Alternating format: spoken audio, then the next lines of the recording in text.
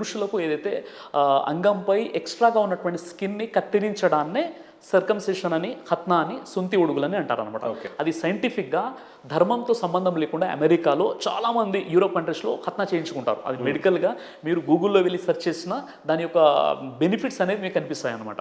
అది ఒక సాంప్రదాయం. అది ఖచ్చితంగా ఖత్నా చేయించుకోవాలి అనేటటువంటి నిబంధన లేదు. మొదటి విషయం, మీకు ఖత్నా అంటే సో సుంతి అనేది ఖచ్చితమైన నియమం అయితే కాదు. ఖత్నా అనేది సార్, ఖత్నా అనేది సున్నతి ఉడుగులు అనేది ఒక సాంప్రదాయం. అబ్రహం ప్రవక్త ఇబ్రాహీం అలైహిస్సలాం వారి కాలం నుండి ఇది ముందుకు కొనసాగుతుంది. యూదులు ఖత్నా చేయించుకుంటారు, ముస్లింలు ఖత్నా చేయించుకుంటారు, క్రైస్తవులు కూడా ఖత్నా పద్ధతి అనేది బైబిల్లో లూకాస్ వార్తలో ఉంది. యేసుక్రీస్తు వారికి కూడా ఖత్నా చేయించారు. పుట్టినటువంటి 7వ రోజులోనో 6వ రోజులోనో ఆయన ఖత్నా కూడా జరిగిందన్నమాట. ఏ రకమైన ఖత్నా? బైబిల్ అదే ఖత్నా అంటే అదే ఏ రకంగా సుంతి ఉడుగులు అంటే అప్పుడున్నటువంటి టెక్నాలజీ, అప్పుడున్నటువంటి పద్ధతుల ప్రకారంగా సుంతి ఉడుగులు అనేవి జరిగాయి అన్నమాట. ఇది బైబిల్లో ఉంది. బైబిల్లో ఏమని రాస్తుంది? ఏమైనా ఐడియా? బైబిల్లో అదే ఆయనకు యేసు వారికి ఆయన 7వ రోజు ఖత్నా చేయించానని బైబిల్లో ఓల్డ్ టెస్టిమెంట్లో ఉంటుంది, న్యూ టెస్టిమెంట్లో ఉంటుంది. ఖత్నా అనే పదం ఉండకపోవచ్చేమో. సుంతి ఉడుగులు అని ఉంటుంది. ఓకే, సుంతి ఉడుగులు అని తెలుగులో ఉంటుందన్నమాట. ఓకే. అయితే విషయం ఏంటంటే ఇప్పుడు ఒక ముస్లింగా ఖచ్చితంగా ఖత్నా చేసుకోవాలి, చేసుకుంటేనే నమాజ్ స్వీకరించబడుతుంది, చేసుకుంటేనే మ్యారేజ్ చేసుకోవాలి, చేసుకుంటేనే స్వర్గానికి వెళ్తారని ఎక్కడ కూడా లేదండి. లేదు, ఎక్కడ కూడా లేదు. ఖత్నా చేసుకోవచ్చు, చేసుకోకపోవచ్చు, మన ఇష్టం. కానీ స్పెసిఫిక్గా ఖురాన్లో లేదు. లేదు, ఖురాన్లో అసలు ఉండదు. ఖచ్చితంగా ఖురాన్లో ఎక్కడ కూడా ఖత్నా అన్నటువంటి ప్రస్తావన లేదు. ఓకే. అది ప్రవక్త ముహమ్మద్ సల్లం వారు అంతకంటే గత ప్రవక్తల యొక్క సాంప్రదాయం.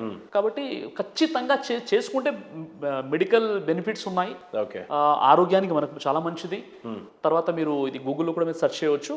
తర్వాత ఇతర మతాల్లో ఉన్నటువంటి వారు కూడా ఖత్నా చేయించుకుంటారు. రైట్. సిరాజ్ గారు, నా ప్రశ్న చాలా సూటిగా, టోపీ అనేది ఇస్లాం సోదరుడు ఎందుకు ధరించాలి, మీరెందుకు ధరించారు అసలు? సార్, ఇప్పుడు టోపీ అన్నది ఏంటంటే మన వస్త్రాధారణలోనే ఒక భాగం టోపీ అనేది, వాస్తవంగా చెప్పాలంటే. ఇప్పుడు కొంతమంది పెద్ద పెద్ద స్వామీజీలు, పండితులు ఉన్నారు, వాళ్ళ తలపై ఒక వస్త్రం కప్పబడి ఉంటుంది, చూసారా?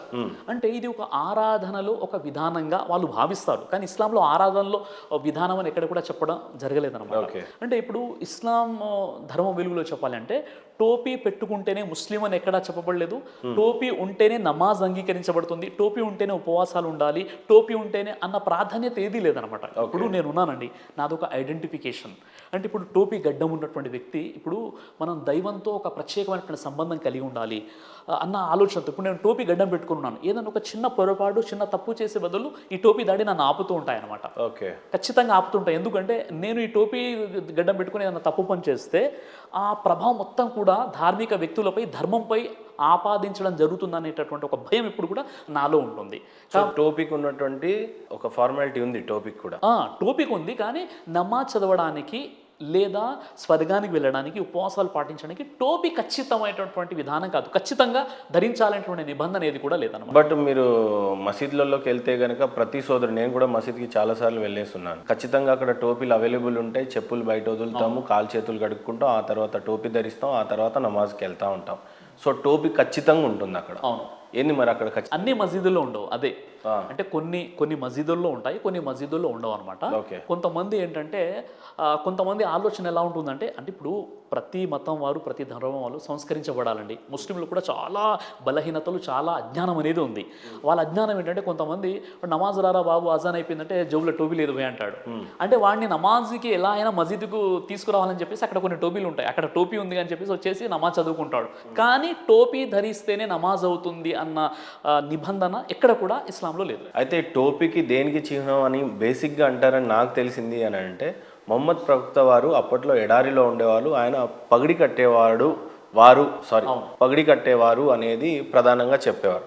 అక్కడ ఈ ఎడారిలో ఇసుక దిబ్బలు ఉండడం వల్ల అవి తల్లో పడడం, ఏదో ఒక రకంగా ఇసుక రేణులు అనేవి పడతాయి తల్లో అనేది ఉద్దేశం ప్రకారంగా పగిడీలు కడతారు. హిందువులు కూడా కడతారు, అది ప్రతి మహారాజు రాజాలు కూడా కట్టారు. కానీ టోపీని మీరు అక్కడి నుంచే ధరించారు, ఆయన చేశాడు కాబట్టి మేము చేస్తున్నాం అనే చిహ్నంగా ఉంది అనేది కూడా ఒక వాదన ఉంది. ఇప్పుడు ఒకవేళ ఎడారి నుండి, అందుకే మీరు ధరించారేమో టోపీ అనేది కూడా నా ఉద్దేశం. ఎడారి నుండి ఈ విధంగా కాపీ కొట్టినట్లయితే మన భారతదేశంలో కొంతమంది ముస్లిమేతర రాజులు ఎందుకు ధరించారు, తలపాకి ఎందుకు చుట్టుకున్నారు? ఇక్కడ ఉన్నటువంటి స్వామీజీలు ఎవరైతే తలపై వస్త్రం కప్పుకున్నారో వాళ్ళు కూడా ఆ ఎడారి అక్కడి నుండే కాపీ కొట్టారా? వాళ్ళకు వేద పరిజ్ఞానం లేదంటే లేదు, వేద పరిజ్ఞానంలో వాళ్ళు కట్టాలి అనేది వాళ్ళకు ఉంది కాబట్టి వాళ్ళు ధరించారు.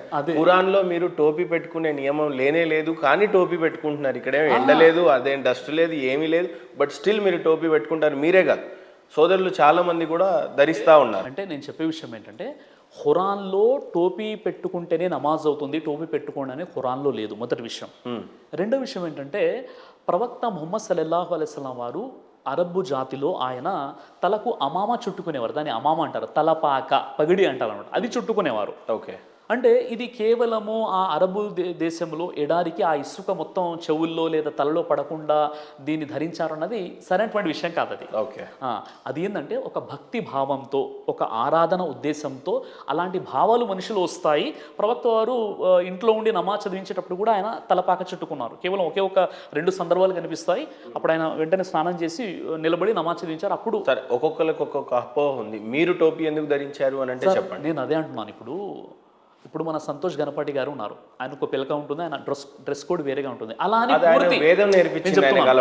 అలా అని పూర్తి హిందువులు అలా ఉండాల్సిన అవసరం లేదు. ఆయన మంచి పని చేశారు. లేదు, ఆయన వేదం చదివాడు కాబట్టి వేదంలో వస్త్రధారణ ఎలా ఉండాలో చెప్పింది కాబట్టి పంచగట్టుకుంటే బ్లడ్ సర్క్యులేషన్ బాగా జరుగుతుంది, పైంట్ వేసుకున్నాం కాబట్టి ఇది దేవుడికి నచ్చదు అని వేదంలో ఉంది అని ఆయన పంచగడతాడు. అండ్ డి విటమిన్ లాంటివి పోవడానికి కొంత వస్త్రం పక్క వదిలేసి లెఫ్ట్ సైడ్ వేసుకుంటారు అనేది ఆయన వాదన. నేను అడిగాను ఆ ప్రశ్న.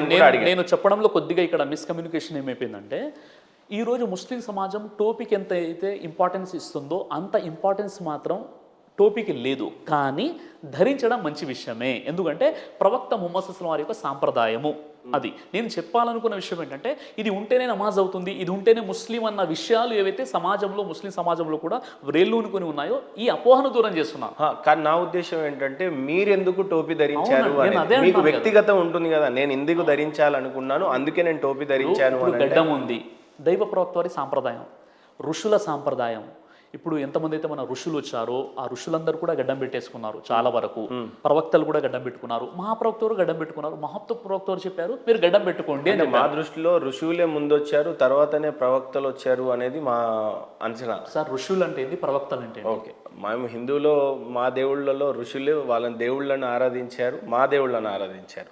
ప్రవక్తలు అనేది ఖురాన్లో అల్లాహ్ని ఆరాధించారు అనేది. దేవుడు నా దేవుడు ఇద్దరు దేవుడు వేరు వేరా?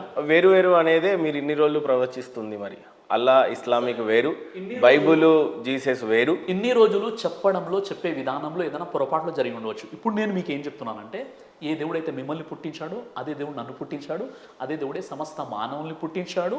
ఆయన అరబీలో అల్లా అంటే, తెలుగులో మనం దేవుడు సర్వేశ్వరుడు అని చెప్తాం. మనల్ని పుట్టించిన దేవుని మనం ఆరాధిద్దాం. డన్, నేను దాన్ని ఖచ్చితంగా ఒప్పుకుంటున్నాను. కానీ మీ టోపీకి మీరు ప్యాషన్ కోసం పెట్టుకున్నారా, ఖురాన్లో ఉండి పెట్టుకున్నారా, మీకు ఇష్టం ఉండి పెట్టుకున్నారా, లేదు మీ టోపీకి ఏమైనా ప్రత్యేకత ఉందా? సూటిగా చెప్పండి. ప్రవక్త ముహమ్మద్ సల్లల్లాహు అలైహి వసల్లం వారు పెట్టుకున్నారు కాబట్టి, అంటే ఆయన ఒక తలపాక చుట్టుకున్నారు కాబట్టి దాని నుండి టోపీ వచ్చింది. ఆ టోపీ నేను ధరిస్తున్నాను, క్లియర్ కట్గా సమాధానం. సో ఆయన ధరించారు కాబట్టి మీరు ధరిస్తున్నారు. ఎడారి ప్రాంతంలో ఆయన తలపాక కట్టుకున్నారు కానీ మీరు ఇక్కడ టోపీ పెట్టుకుంటున్నారు. So nothing. ఇది ఐడియాలజీ కాదా సార్? అంటే ఆయన ఇసుక రేణువులు వచ్చి దూరుతాయని చెప్పేసి ఆ కాన్సెప్ట్ అన్నది కొంతమంది కల్పించారండి. ఆ కాన్సెప్ట్ లేదు, ఆ కాన్సెప్ట్ లేదనమాట. అంటే ఆరాధన చేసేటప్పుడు కొన్ని నియమాలు ఉండడం వల్ల దైవానికి మనం దగ్గర అవుతాం, ఆ ఆలోచన ఉంది తప్ప అదేదో ఇసుక రేణువులు తల మీద పడతాయి అలాంటి ఇప్పుడు మళ్ళీ అక్కడ అరబులు ఇప్పుడు ఎందుకు అది ఫాలో అవుతున్నారు అది కాదనమాట. కొన్ని హదీసులో ఉన్న విషయం అనమాట. అంటే ప్రవక్త వారు తలపాక చుట్టుకునేవారు, ఆ విధంగా వస్త్రాలు ఎలా ఉండేవి, అందులో ఒక భాగం అది. సిరాజ్ గారికి, జాకిర్ నాయక్ గారి సంస్థలకి టైఅప్స్ ఉన్నాయి. మీకు అక్కడి నుంచే అమౌంట్ అందుతుంది, మీకు ఫండింగ్ వస్తుంది జాకిర్ నాయక్ గారి త్రూవే. మీరు కంప్లీట్ జాకిర్ నాయక్ గారి రిప్లికా. జాకిర్ నాయక్ గారిని ఈ దేశం వదిలేసి పొమ్మన్నారా, ఆయనే బహిష్కరించుకున్నారా, బహిష్కరణ చేశారా అనేది నాకైతే పూర్తిగా తెలియదు. మీరే చెప్పాలి. ఆయనకు మీకున్నటువంటి సంస్థ ఒకటేనా, లేదు మీ సంస్థ వేరు, మీరు చేస్తున్నటువంటి పనులు వేరు. జాకిర్ నాయక్ గారు చేసినటువంటి ప్రతి ప్రవర్తనలు ఏదైతే చేశాడో అదే దశలో అదే విధంగా మీరు కూడా చేస్తున్నారు, ఫాలో అవుతున్నారు. అదే కోణంలో మీకు కొంత మొత్తంలో ఫండింగ్ కూడా రేస్ చేస్తున్నారు అనేది ఇంకో ఆరోపణ. సార్ మొదటి విషయం ఏంటంటే, డాక్టర్ జాకిర్ నాయక్ ఎవరైతే ఉన్నారో ఆయన మన భారతదేశంలోని ముంబైకి చెందినటువంటి వ్యక్తి అనమాట. ఓకే. ఆయన 2014 కంటే ముందు ఏదైతే ఆయన ప్రసంగాలు అవన్నీ జరిగాయో మొత్తం భారతదేశ వ్యాప్తంగా విశ్వవ్యాప్తంగా కొన్ని లక్షల మంది ఆయన సభలలో వెళ్తూ ఉంటారు. అదేవిధంగా మీకు ద హిందుస్థాన్ టైమ్స్ పత్రిక ప్రపంచంలోని 500 మంది 500 ఇన్ఫ్లుయెన్షియల్ పర్సన్స్లో ఒక వ్యక్తిగా ఆయన్ని కీర్తించడం జరిగింది. ఆయన డాక్టర్ జాకిర్ నాయక్. డాక్టర్ జాకిర్ నాయక్ గారు ఉన్నప్పుడు కొన్ని లక్షల మంది ఆయన ప్రోగ్రామ్స్కి వెళ్ళారు. పండితులతో శ్రీ రవిశంకర్ గారితో డిబేట్ జరిగింది, విలియం క్యామిల్స్తో డిబేట్ జరిగింది. ఇలా చాలా పెద్ద పెద్ద డిబేట్స్, చాలా పెద్ద కార్యక్రమాలు చేసినటువంటి వ్యక్తి డాక్టర్ జాకిర్ నాయక్ గారు.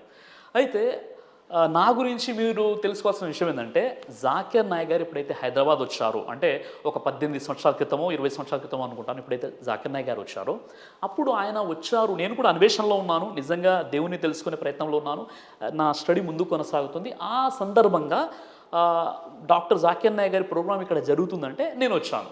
నేను వచ్చేసి ఆయన ప్రోగ్రాంలో పాల్గొని ఆ తర్వాత ఒక క్వశ్చన్ అడిగాను. దాని తర్వాత ఒక 2 సందర్భాల్లో ప్రోగ్రామ్స్లో ఏదో అక్కడ, ఎందుకంటే ఇప్పుడు జాకిర్ నాయక్ నన్ను గుర్తుపట్టారు, జాకిర్ నాయక్ దగ్గర నేను ట్రైనింగ్ తీసుకోలేదు, జాకిర్ నాయక్తో ఎలాంటి ప్రత్యేకమైన సంబంధాలు లేవు, జాకిర్ నాయక్తో ఫండింగ్ అసలే లేదు. గమ్మత్తైన విషయం ఏంటంటే జాకిర్ నాయక్ నన్ను గుర్తుపట్టారు. అయితే ఇప్పుడు ప్రధానమైనటువంటి ఆరోపణ ఏంటంటే, డాక్టర్ జాకిర్ నాయక్ గారికి ఉగ్రవాద సంబంధాలు ఉన్నాయా, లేదా డాక్టర్ జాకిర్ నాయక్ గారిని ఈ దేశం బహిష్కరించిందా? దీనికి సంబంధించినటువంటి అపోహలు ఏంటో మనం తెలుసుకుందాం. మొట్టమొదటిగా మీరు తెలుసుకున్న విషయం ఏంటంటే, ప్రధానంగా జాకిర్ నాయక్ గారు ఇండియాకి రాకపోవడానికి ప్రధాన కారణం ఇండియా జాకిర్ నాయక్ని బహిష్కరించిందా, లేదా ఏ రకమైనటువంటి చెప్తాను మీకు నేను. అయితే డాక్టర్ జాకిర్ నాయక్ గారు మన భారతదేశ వాస్తవ్యులు, చాలా పెద్ద ఇన్ఫ్లుయెన్సర్, చాలా పెద్ద కంపారిటివ్ స్టడీస్ యొక్క ఆయన రీసెర్చర్, మరియు చాలా పెద్ద వక్త, ఆయన స్పీకర్. అయితే ఆయన ఉన్నప్పుడు దాదాపుగా ప్రతి వర్గానికి చెందిన వ్యక్తి కూడా ఆయన్ని కలిశారు, ఆయన ప్రోగ్రామ్స్ విన్నారు. ప్రత్యక్షంగానో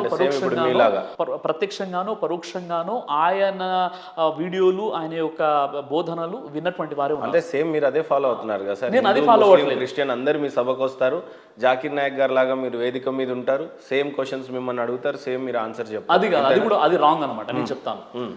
జాకిర్ నాయక్ని ఎక్కడైతే నేను గౌరవిస్తానో అక్కడ గౌరవిస్తాను, ఎక్కడైతే విభేదిస్తానో అక్కడ విభేదిస్తాను కూడా. ఈ విషయాన్ని మీరు తెలుసుకోవాలి. జాకిర్ నాయక్ గారిని కొన్ని ఎక్కడైతే గౌరవిస్తానో, ఏ విషయాలైతే కొన్ని విషయాల్లో మేము ఆయన్ని ఆదర్శంగా తీసుకుంటాం, ఆయన్ని గౌరవిస్తాం, కొన్ని విషయాల్లో విభేదిస్తాను కూడా. విభేదిస్తాను నేను చెప్తాను. ముందు మొత్తం వినాలి, మీరు మొత్తం వినాలి. అయితే అసలు జాకిర్ నాయక్ పై ఉన్నటువంటి ప్రధానమైనటువంటి ఆరోపణ ఏంటి అంటే, 2016 సంవత్సరం జూలై 1 రోజున బంగ్లాదేశ్లోని ఢాకాలో బాంబ్లాస్ట్ జరిగింది. అప్పుడు వెంటనే జూలై 3వ తేదీ ఏం జరిగిందంటే, అక్కడ ఒక ప్రధాన స్రవంతి మీడియా పత్రికలో అక్కడ ఒక న్యూస్ పేపర్లో వచ్చిన విషయం ఏంటంటే, ఆ ఉగ్రవాదంలో పట్టుబడినటువంటి ఒక వ్యక్తి డాక్టర్ జాకిర్ నాయక్ గారి ఫేస్బుక్లో ఫాలోవర్ అని చెప్పేసి ఒక న్యూస్ రావడం జరిగింది. ఎప్పుడు జూలై 1, 2016లో ఇది జరిగితే, జూలై 3, 2016లో ఈ న్యూస్ వచ్చిందనమాట. అక్కడ ఒక న్యూస్ పేపర్లో వచ్చింది.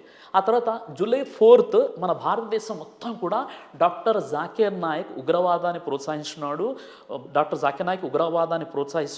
ఉగ్రవాద సంస్థలతో సంబంధాలు ఉన్నాయి అన్నట్టుగా కంప్లీట్గా మన భారతదేశంలో మారుమోగిపోయింది న్యూస్ అనమాట.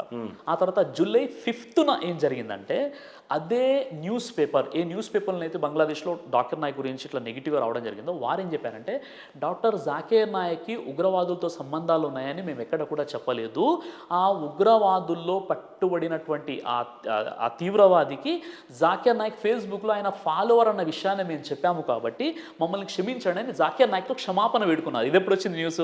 జూలై 5న వచ్చిందనమాట. అయిపోయింది. దాని తర్వాత మన భారతదేశంలో మాత్రం ఆ న్యూస్ అదే విధంగా స్ప్రెడ్ అయిపోయింది. దాని తర్వాత ఒక వారం రోజుల పాటు ఇది మన మహారాష్ట్ర ఇంటెలిజెన్స్ డిపార్ట్మెంట్ వారు ఏం చేశారంటే, పూర్తిగా ఆయనపై విచారణ జరిపించి వారు చెప్పిన విషయం ఏంటంటే, డాక్టర్ జాకిర్ నాయక్కి ఉగ్రవాదులతో సంబంధాలు ఉన్నట్టుగా బలమైనటువంటి ఆధారం ఎక్కడ కూడా మాకు కనిపించలేదు, కాబట్టి మేము ఆయన్ని ఉగ్రవాదిగా చిత్రీకరించలేము, ఒకవేళ ఆయన భారతదేశానికి వచ్చినా మేము అరెస్ట్ చేయలేమని చెప్పేసి మహారాష్ట్ర ఇంటెలిజెన్స్ డిపార్ట్మెంట్ ఒక రిపోర్ట్ ప్రభుత్వానికి ఇవ్వడం జరిగింది. మరి అదేంటి, ఇంటెలిజెన్స్ వ్యవస్థ అంతా కూడా జాకిర్ నాయక్ గారిని అప్పచెప్పాలి, ఆయన పాకిస్తాన్లో ఉన్న, బంగ్లాదేశ్లో ఉన్న అప్పచెప్పాలి, ఇప్పుడు ప్రస్తుతం ఆయన సింగపూర్లో ఉన్నాడు అనేది కూడా నేను మొత్తం నా టాపిక్ మొత్తం ముందు కొనసాగించండి మీరు. ఇంతవరకు జరిగింది. ఆ తర్వాత ఏం జరిగిందంటే, 2017, 2018లో జరిగిన విషయం ఏంటంటే, ఈడీ మరియు NIA, national investigation agency, enforcement directorate ఏదైతే ఉందో, ఎన్ఐఏ మరియు ఈడీ వీరిద్దరు కూడా వీళ్ళు ఏం చేశారంటే, డాక్టర్ జాకిర్ నాయక్ సంబంధించినటువంటి ఆస్తుల్ని జప్తు చేయడం జరిగిందనమాట.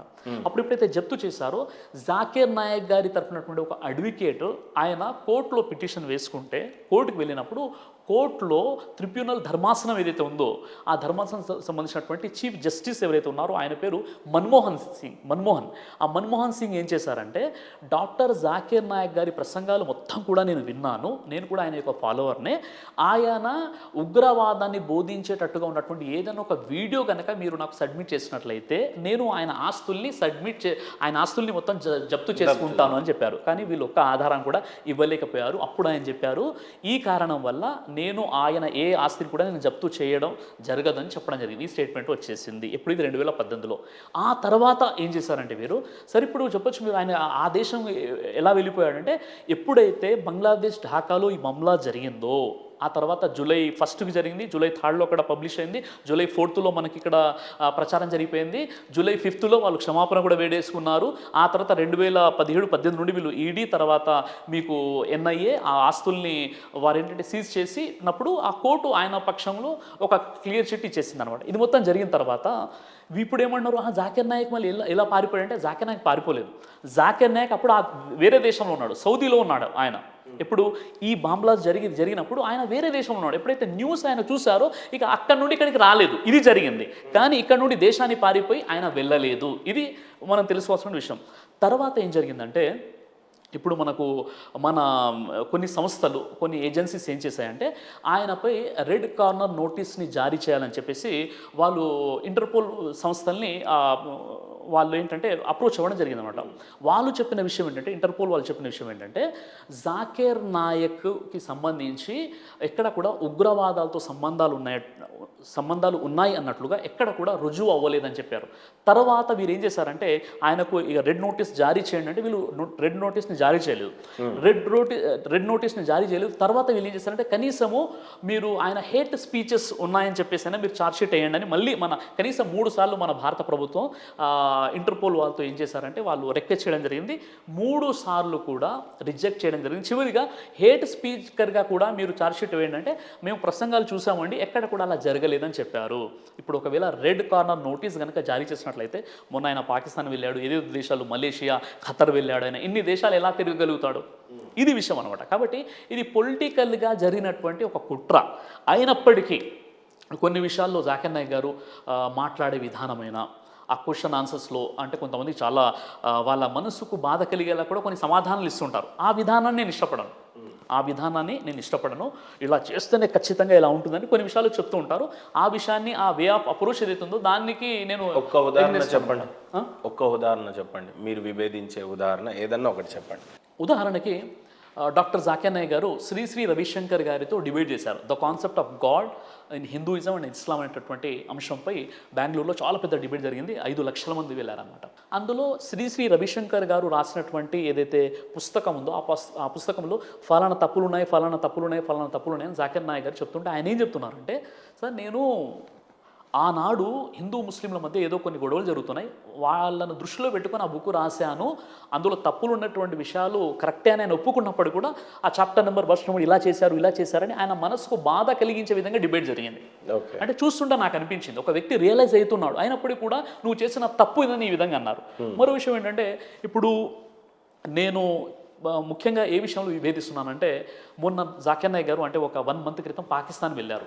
జాకీర్ నాయక్ గారు పాకిస్తాన్ వెళ్ళడం నాకు అస్సలు నచ్చలేదనమాట. ఆ తర్వాత ఉండి ఇంకా నేను చాలా ఫీల్ అయిపోయాను. ఎందుకంటే పాకిస్తాను ఆయన వెళ్ళడం, అక్కడ ప్రసంగాలు చేయడము, ఆ తర్వాత అక్కడ ఉన్నటువంటి క్రైస్తవులు అడిగినటువంటి ప్రశ్నలు కూడా చాలా ఆయన సమాధానం చెప్పడంలో ఏంటంటే నాకు అంతగా నచ్చలేదనమాట. కాబట్టి ఇలాంటి కొన్ని విషయాలు జాకీర్ నాయక్ గారు పాకిస్తాన్కి వెళ్తే మీకెందుకు నచ్చలేదు? అంటే నా వ్యక్తిగతంగా కారణం మీ శత్రు దేశం అని భావిస్తున్నారా? ఖచ్చితంగా శత్రు దేశమే. పాకిస్తాను అనేది భారతదేశానికి ఖచ్చితంగా శత్రు దేశమే, అందులో ఎలాంటి సందేహం లేదు. రెండో విషయం ఏంటంటే జాకీర్ నాయక్ గారికి కొన్ని కోట్ల మంది ఫాలోవర్స్ ఇండియాలో ఉన్నారు. అలాంటప్పుడు ఆయన పాకిస్తాన్కి వెళ్ళిపోవడం అన్నది అది ఎందుకో నచ్చలేదన్నమాట. నచ్చలేదు. ఇంకో విషయం ఏంటంటే అక్కడ ప్రసంగాలు చేసేటటువంటి విధానంలో కూడా ఆయన చాలా కరుకుగా సమాధానం ఇచ్చారు. కొంతమంది క్రైస్తవులు వరుసలో నిలబడి కొన్ని క్వశ్చన్స్ అడిగినప్పుడు ఆయన చెప్పే విధానంలో ఎందుకో నాకు నచ్చలేదన్నమాట. ఇలా కొన్ని విషయాలు ఉన్నాయి. ఆయన క్వశ్చన్ ఆన్సర్స్లో జవాబు చెప్పే విధానమైనా లేదా ఇప్పుడు పాకిస్తాన్కి వెళ్ళినటువంటి విషయమైనా ఇంకా కొన్ని విషయాలు ఉండవచ్చు. అలా కొన్ని విషయాలు ఉన్నాయన్నమాట. ప్రపంచం అంతా శాంతి శాంతి చేకూర్చాలి అని మీరు పాకిస్తాన్ని శత్రుదేశంగా భావించడానికి గల కారణాలు ఏంటి? సార్ పాకిస్తాన్ని శత్రు దేశంగా అన్న విషయం ఏదైతే ఉందో ఇప్పుడు మన భారతదేశానికి పాకిస్తాన్ శత్రు దేశం కాదా అవునా కాదా అంటే ఖచ్చితంగా శత్రు దేశమే. ఎందుకంటే ఇప్పుడు మనం ఏదైనా ఉగ్రవాదులకు సంబంధించి ఐసిస్ అయినప్పుడు కూడా ఎంతమంది అయితే ఉగ్రవాదులు ఉన్నారో నిజంగా చెప్పాలంటే పాకిస్తాన్కు సంబంధించినటువంటి వాళ్ళ ద్వారా మన భారతదేశంలో ఉంటున్నటువంటి ముస్లింలపై నిందలు మోపడం జరుగుతుంది. కాబట్టి ఏదైనప్పుడు కూడా ఇది మన భారతదేశం అండి. మన భారతదేశం కోసం నన్ను అడిగితే ఒక బ్రదర్ సిరాజ్గా, ఒక శ్రీరామరాజుగా నా ప్రాణాన్ని కూడా నా దేశం కోసం అంకితం చేయడానికి, ధారపోయడానికి నేను సిద్ధంగా ఉన్నాను. ఒక రియల్ నిజంగానే ఆ దేశం త్రూ మనకి పాకిస్తాన్కి ఇండియాకి యుద్ధం జరగాల్సిన టైమే వచ్చినప్పుడు ఎదురుగా ఇస్లాం సోదరులు నించున్నప్పుడు కత్తి దించాలి అని అంటే దించుతారా? ఖచ్చితంగా అండి. ఎందుకంటే ఇప్పుడు మనం మన భారతదేశం ఇది నా దేశం అనమాట. నా దేశానికి వ్యతిరేకంగా ఎవరు కుట్రలు పనినా వాళ్ళు ఏ రిలీజన్ అనైనా ఇక్కడ రిలీజన్ని చూడం మేము. ఇక్కడ నా దేశాన్ని కాపాడుకోవాలి. అందుకే ఇదే విషయం ప్రవక్త ముహమ్మద్ సల్లల్లాహు అలైహి వసల్లం తెలియజేశారు. ఎప్పుడైతే ఆయన మక్కా నుండి మదీనాకు హిజ్రత్ చేసి వెళ్ళిపోయారో అక్కడ ఉన్నటువంటి యూదులతో ఆయన కొన్ని ఒప్పందాలు చేసుకుని ఆయన చెప్పిన విషయం ఏంటంటే మొట్టమొదటిగా మీరు కూడా ఈ దేశ పౌరసత్వంలో మీకు కూడా భాగం ఇవ్వడం జరుగుతుంది. కాబట్టి ముందు మన మదీనా పట్టణాన్ని మనం కాపాడుకుందాం. ముందు దేశ రక్షణ ఇంపార్టెంట్ అని చెప్పారు. ఉమర్ రదియల్లాహు అన్హు వారు కూడా ఇదే చెప్పారు. దేశ రక్షణ అనేది మనకి ఇంపార్టెంట్. కాబట్టి నేను భారతీయుడిగా ముందు నా భారతదేశం అండి. నేను ఏదైతే వేరే దేశాలు చూశానో అందరికంటే అన్ని దేశాల కంటే గొప్ప దేశం మా భారతదేశం. ఇక్కడ ముస్లిం చాలా స్వేచ్ఛగా వారి యొక్క ధర్మాన్ని వాళ్ళు పాటిస్తూ 5 పూటలు నమాజ్ చదువుకుంటున్నారు. చాలా పూర్తి ప్రపంచంలోనే ఒక గొప్ప డెమోక్రసీ కలిగినటువంటి దేశం అనేది. కాబట్టి ఇక్కడ పుట్టినందుకు కూడా నేను గర్వపడుతున్నాను. మీరు ఏదన్నా ఒక ఇంటర్వ్యూకి వెళ్ళాలి అని అంటే యాంకర్కి మీరిచ్చే క్వశ్చనే అడగాలి, ఆ ఆన్సర్సే మీరు వాళ్ళకి చెప్పాలి. అంతవరకే మీ ఇంటర్వ్యూ అయిపోతుంది. రెండోది, మీ సభలో మీరిచ్చే క్వశ్చన్సే వాళ్ళు అడగాలి, అంతటితోనే మీ ఆన్సర్స్ చెప్పాలి, అక్కడతో మీ సభ ఆగిపోవాలి. ఇది ప్రధానమైన ఆరోపణ. ఇప్పుడు ఈ క్వశ్చన్ని తీసుకున్నట్లయితే ఇప్పుడు మీ యొక్క సిగ్నేచర్ స్టూడియోలో మనం దాదాపుగా గంటన్నర సేపు నుండి మనం కూర్చొని ఉన్నాం. ఇందులో ఏ క్వశ్చన్స్ మీరు నాకు ఇచ్చినటువంటివి అడిగారు, ఏ క్వశ్చన్ ఇక్కడ ప్రీ ప్లాన్గా చేసామన్నారు? రైట్, ఇక్కడ సిగ్నేచర్ స్టూడియో అనే దానికి వచ్చేసరికి వేరే ఉంటుంది. గతంలో మీరు 10-15 ఇంటర్వ్యూలు ఇచ్చి ఉన్నారు. అట్లా జరిగిందా, జరగలేదా? లేదు. మీ వేదిక దగ్గర అడిగేటువంటి ప్రశ్నలకి మీకేమైనా సంబంధాలు ఉన్నాయా, లేవా? ఖచ్చితంగా అండి. నేను ఇంతకుముందుకు 10-15 ఛానళ్ళు ఎక్కడ కూడా నేను ఇంటర్వ్యూ ఇవ్వలేదు. నాకు తెలిసి ఇది 3-4 ఛానల్. అంటే ఇంతకుముందు గతంలో నేను శాటిలైట్ టీవీ ఛానల్లో TV9, TV5 కొన్ని డిబేట్స్లో నేను పాలు పంచుకున్నాను. డిబేట్స్లో ఇంకా క్వశ్చన్స్ ఇచ్చేది ఏముంటుంది, మొదటి విషయం. రెండో ప్రూఫ్ ఏంటంటే ఇక్కడ సిగ్నేచర్ స్టూడియోలో మీరు చూసారు గంటన్నర సేపు నుండి మీరు అడుగుతున్నారు, నేను చెప్తున్నాను. ఇది రెండో ప్రూఫ్. ఇక మూడో విషయం ఏంటంటే ఏదైతే పబ్లిక్ మీటింగ్స్లో క్వశ్చన్స్ వస్తాయో ఆ క్వశ్చన్స్ ముఖం తెలియని వాళ్ళు కూడా లైన్లో నిలబడి క్వశ్చన్స్ అడుగుతారు.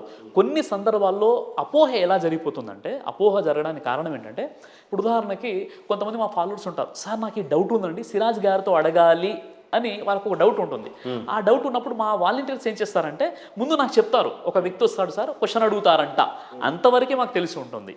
ఇదే తప్ప ఇప్పుడు మీకు ఒకవేళ అలాంటి సందేహం ఉన్నట్లయితే మీకు పెద్ద పబ్లిక్ మీటింగ్లో మీకు ఆఫర్ చేయడం జరుగుతుంది, మీరు రండి క్వశ్చన్స్ అడగండి. ఇది కేవలం అంటే ఒక ఫేక్ ప్రచారము, మాపై ఉన్నటువంటి ఒక ఆరోపణ తప్ప ఇందులో ఎలాంటి వాస్తవం లేదండి. కొన్ని సందర్భాల్లో మా కార్యకర్తలు ఏం చేస్తారంటే ఏదైనా కరెంట్ ఎఫైర్ ఉందనుకోండి, ఇప్పుడు ఉదాహరణకి ముత్యాలమ్మ విగ్రహాన్ని ధ్వంసం చేసినటువంటి సందర్భంగా ముత్యాలమ్మ విగ్రహాన్ని ఏదైతే ధ్వంసం చేశారో ఆ విషయంలో ఆ ఒక 4 days తర్వాత నా ప్రోగ్రామ్ కొరట్లలో జరిగింది. అప్పుడు ఒక మిత్రుడు ఏం చెప్పాడంటే, సార్ నేను ఒక క్వశ్చన్ అడుగుతానంటే ఏ క్వశ్చన్ అని అడిగాను. ఈ విషయం సరే మీరు ఇలా క్వశ్చన్ అడిగింది ఉంటే ఇప్పుడు అందరికీ ఉపయోగపడితే అక్కడ అడగడం అని చెప్పాను. అలా కొన్ని క్వశ్చన్స్ ఏదైనా తెలిసి ఉంటాయి తప్ప మిగతా మొత్తం కూడా కంప్లీట్గా మేము వదిలేస్తామండి. ఎవరైనా ఏ క్వశ్చన్ అని అడగండి, మాకు జ్ఞానం ఉంటే చెప్తాము, లేదంటే సార్ మాకు తెలియదండి నేను మళ్ళీ అన్వేషించి నేను రీసెర్చ్ చేసి చెప్తానని చెప్తాను. అందులో నెక్స్ట్ జరగబోయే మీ సభకి సిగ్నేచర్ స్టూడియోస్ ఏమైనా స్పై చేయాలి అని అనుకుంటే, ఎవరన్నా మమ్మల్ని అరెస్ట్ చేసే ప్రయత్నం, మమ్మల్ని ఇబ్బంది చేసే ప్రయత్నం ఏమైనా జరిగితే మా పక్షాన నిలబడతారా? అయ్యో, ఎందుకంటే మీ సైన్యం చాలా పెద్దది, మీ వేదికలు చాలా పెద్దవి, మీ వెనకాల మీ టీం కానీ మీ పిల్లలు కానీ చాలా భారీ ఎత్తున సంఖ్యలో ఉంటారు అనేది విన్నాం. రెండవది, అక్కడ జరుగుతున్న దాంటి విషయంలో వాళ్ళు చాలా అలర్ట్గా ఉంటారు మీ టీం గురించి విన్నాను. ఒకవేళ మా వాళ్ళు స్పై చేయాలి అని అనుకున్నప్పుడు చలో స్పైలో మా టీం దొరికిపోయింది, నేనే దొరికిపోయినా, మా పక్షాన నిలబడతారా? నెక్స్ట్, మీ సభకి మా సిగ్నేచర్ స్టూడియోకి ఏమన్నా ఆహ్వానం పలుకుతారా? మేము చూడొచ్చా ఆ సభని, నిజంగా పరిశీలించవచ్చా, ఎంత జెన్యున్గా మీ సభని మీరు కండక్ట్ చేస్తారు అనేది, ఎంత ధైర్యంగా ఒప్పుకుంటారు సిరాజ్ గారు? ఖచ్చితంగా నెక్స్ట్ ఏదైతే మేజర్ ఈవెంట్ ఉంటుందో నేను అఫీషియల్గా మీకు ఇన్విటేషన్ ఇస్తాను. మీరు ఖచ్చితంగా రండి, ప్రోగ్రామ్ మొత్తం మీరు వినండి. ఏదైనా ఆ ప్రోగ్రామ్ సంబంధించినటువంటి క్వశ్చన్ అడగాలన్నా ధైర్యంగా మీరు అక్కడ క్వశ్చన్ అడగండి. మీ పూర్తిగా మీ బాధ్యత మాపై ఆధారపడి ఉంటుంది. ఖచ్చితంగా ఇది కేవలం అపోహ మాత్రమే. మేము ఓపెన్గా మిమ్మల్ని ఏంటంటే నేను ఇన్వైట్ చేస్తున్నానండి. మీకు నెక్స్ట్ ప్రోగ్రామ్ ఎప్పుడైతే ఉంటుందో ఆ అంతేనా, ఏమైనా అల్లర్లు జరిగే ప్రయత్నాలు లాంటివి ఏమైనా ఒక జరుగుతాయి? విషయం ఏంటంటే దాదాపుగా 18 సంవత్సరాలు నేను ఈ ఫీల్డ్లో ఉన్నాను. ఈ రోజు వరకు కూడా ఒక చిన్న కమ్యూనల్ వైలెన్స్ కానీ ఒక చిన్న గొడవ కానీ జరగలేదు. మాపై అలాంటి ఆరోపణ కూడా లేదు. దాదాపు 1.5 అవర్ పాటు kind of interrogation kind of interview జరిగింది అని అనుకుంటున్నా, క్షమించాలి అలా ఆ పదం వాడినందుకు. బట్ ఆ కైండ్ ఆఫ్ ఫీల్లోనే జరిగింది. మీ సోదరులు కానీ మీ ఫాలోవర్స్ కానీ ఎవరైనా మా మీద దాడులు చేసే ఆస్కారం ఉందా? సార్ మా దగ్గర దాడులు జరిగే ఆస్కారాన్ని పక్కన పెట్టేస్తే మమ్మల్ని వచ్చేసి ఇబ్బంది పెట్టి మమ్మల్ని దూషించిన వారికి అదే సమాధానం ఇవ్వకూడదని ఖురాన్లో ఉంది. ఓకే, ఖురాన్లో సూరే హామీం సజ్దా సూర నెంబర్ 41 ఆయత్ నెంబర్ 34లో ఓ ప్రవక్త మంచి చెడు రెండు ఒకటి కాదు, నువ్వు చెడును శ్రేష్టమైన మంచి ద్వారా తొలగించు అని దైవం అంటున్నాడు. కాబట్టి ప్రవక్త ముహమ్మద్ సల్లల్లాహు అలైహి వసల్లం నమాజ్ చదువుకుంటుంటే ఆయనపై ఈ యొక్క ఏనుగు మలినాన్ని వేశారు, ఆయనపై రాళ్ళవర్షం కురిపించారు, ఆయన వెళ్ళే దారిలో ముళ్ళు పరిచారు. ఏనాడు కూడా ప్రవక్త ముహమ్మద్ సల్లల్లాహు అలైహి వసల్లం వారు తిరిగి రివెంజ్ అనేది తీసుకోలేదు. ఈరోజు మొహమ్మద్ ప్రవక్త వారిని దూషించారని చెప్పేసి రోడ్ల మీదకి వచ్చేసి ఎవరైతే ధర్నాలు చేస్తున్నారో ఇవన్నీ కూడా అవగాహన రాహిత్యం కారణంగా చేసే పనులాంటివి. ఎందుకంటే ఇప్పుడు ప్రవక్త ముహమ్మద్ సల్లల్లాహు అలైహి వసల్లం వారిని ఎవరైనా దూషించినందుకు ప్రవక్త వారి గౌరవం తగ్గదు. ఈరోజు ఎలాంటి చిత్రపటం ఎలాంటి ఫోటో లేకుండానే 200 కోట్ల మంది ఫాలోవర్స్ ఉన్నటువంటి వ్యక్తి ప్రవక్త ముహమ్మద్ సల్లల్లాహు అలైహి వసల్లం వారు. అలాంటి వ్యక్తి అంటే ఈ 200 కోట్ల జనాభా మొహమ్మద్ ప్రవక్త వారిని ఫాలో అవుతున్నారా, అల్లాని ఫాలో అవుతున్నారా? సార్ ఇప్పుడు ఫాలో అనేది ప్రవక్త అవుతారు, వర్షిప్ అనేది దైవాన్ని చేస్తారు, ఆరాధన అనేది. బాగా చెప్పారు. కాబట్టి ఫాలో అవడం ఏంటి? ఫాలో అవడం అంటే ఆయన్ని అనుసరించడం. ఇప్పుడు ముహమ్మద్ ప్రవక్త వారు ఎక్కడ కూడా నేను దేవుణ్ణి ఇప్పుడు మొహమ్మద్ ప్రవక్త గారిని అనుసరించకుండా స్వర్గానికి వెళ్ళొచ్చా ఎవరైనా? సార్ ఇప్పుడు ఉదాహరణకి వేదాల ప్రకారంగా కూడా ప్రవక్త ముహమ్మద్ సల్లల్లాహు అలైహి వసల్లం యొక్క ప్రస్తావన ఉంది. వేదాలలో ముహమ్మద్ ప్రవక్త ప్రస్తావన ఉంది. ఎందుకు మీరు అలా అంటున్నారు? సంతోష్ గణపాటి గారు మొత్తం మీకు చెప్పారు కదా. సంతోష్ అల్లా అనే పదం వేదాలలో ఎక్కడ ఉన్నా సరే ఆయన పురోహితం మానేసుకుంటాను అని చెప్పేసి మీకు సవాల్ ఇవ్వడం కూడా జరిగింది. ఆ ఇంటర్వ్యూ పూర్తిగా నేను వినలేదు, మీకు నేను చూపిస్తాను వీలైతే. అయితే విషయం ఏంటంటే ఒక విషయం, ఇప్పుడు ముందుగా హిందూ మత గ్రంథాలలో రైట్, ఫస్ట్ ఇది అయిపోని మేము సిగ్నేచర్ స్టూడియోస్ వారు వచ్చి సిరాజ్ మహమ్మద్ గారి యొక్క సభని ఖచ్చితంగా చూడాలనుకుంటున్నాం. చూసి అక్కడి నుంచి కంక్లూజన్ ఇవ్వాలనుకుంటున్నాం. ఖచ్చితంగా అనేక రకాల అపోహలు ఏవైతే నెలకొనుకున్నాయో ఈ సందర్భంలో ఖచ్చితంగా మేము ఒక అథెంటిక్గా మొహమ్మద్ సిరాజ్ గారు చెప్పేటువంటి ధర్మం కరెక్ట్గా ఉంది, చాలామందికి ఖచ్చితమైన బోధనలు బోధిస్తున్నాడు, ఇక్కడ మత మార్పిడి జరగట్లేదు, ఖచ్చితంగా ఒక ధర్మాన్ని పాటించండి, అది అల్లా కాదు అని అన్నారు మీరు ఇందాక. అల్లాని ఫాలో అవ్వమనట్లేదు, స్వచ్ఛమైన ఒక దేవుణ్ణి ఫాలో అవ్వమంటున్నారు. ఆ దేవుడు ఎవరో ఇంతవరకు మీరు చెప్పలేదు. అయితే ఫస్ట్ మమ్మల్ని రాణిస్తారా, అక్కడ ఉంది చూడనిస్తారా, ప్రజలకు తెలియజేయమనే విధంగా మాకు అవమానం ఉంటుంది. నెక్స్ట్ సభ కూడా ఎప్పుడు ఉంటుందో ఇప్పుడే చెప్పండి. 15th డిసెంబర్ మెదక్ డిస్టిక్లో ప్రోగ్రామ్ ఉంది. 15th డిసెంబర్ రోజు ఇంతమంది వ్యూవర్స్ చూస్తున్నారు కాబట్టి వీళ్ళందరి సమక్షంలో నేను మీకు ఆహ్వానం పలుకుతున్నాను. 15th డిసెంబర్ రోజు నా ప్రోగ్రాం ఉంది, మీకు నేను ఇన్విటేషన్ ఇస్తున్నాను, మీరు రండి. అందులో హిందూ ముస్లిం క్రైస్తవులు కూడా ఉంటారు, పెద్ద ప్రోగ్రాం అది.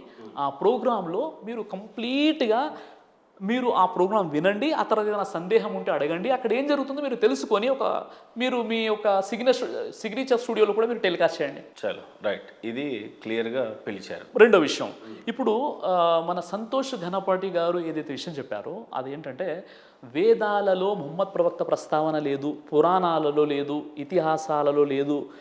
కల్కి అవతారు అంటే ఆయన ముహమ్మద్ ప్రవక్త కాదు, లేదా నరాశంస అంటే అది అగ్నిని స్తుతించినటువంటి మంత్రాలు, ఈయన పెడార్థాలు తీసి ఆయనకు అనుకూలంగా ఆయన మతాన్ని ప్రచారం చేస్తున్నాడు అన్న కోణంలో ఎవరు చెప్తున్నారు?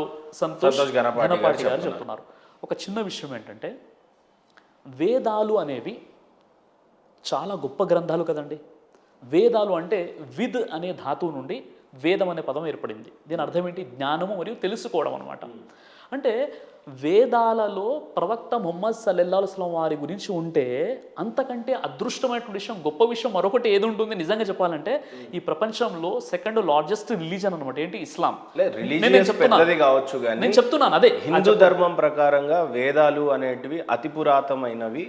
అల్లా గురించి ప్రస్తావించటం కానీ ఎక్కడ వేదంలో చేయలేదు అనేది ముందు ప్రధానమైన. మొహమ్మద్ ప్రవక్త, దాని తర్వాత అల్లాహ్ గురించి చెప్తాను. రెండోది ఖురాన్ అనేది దివ్య గ్రంథం మొన్న పుట్టింది, వేదాలు ముందు పుట్టినాయి అనేది మా వాదన. వేదాలు అనేవి ఎప్పుడో పుడితే ఇప్పుడు ఇక్కడ అల్లా గురించి ఎందుకు ఉంటుంది, మొహమ్మద్ ప్రవక్త వారి గురించి ఎందుకు ఉంటుంది అందులో? సరే, నేను చెప్తాను.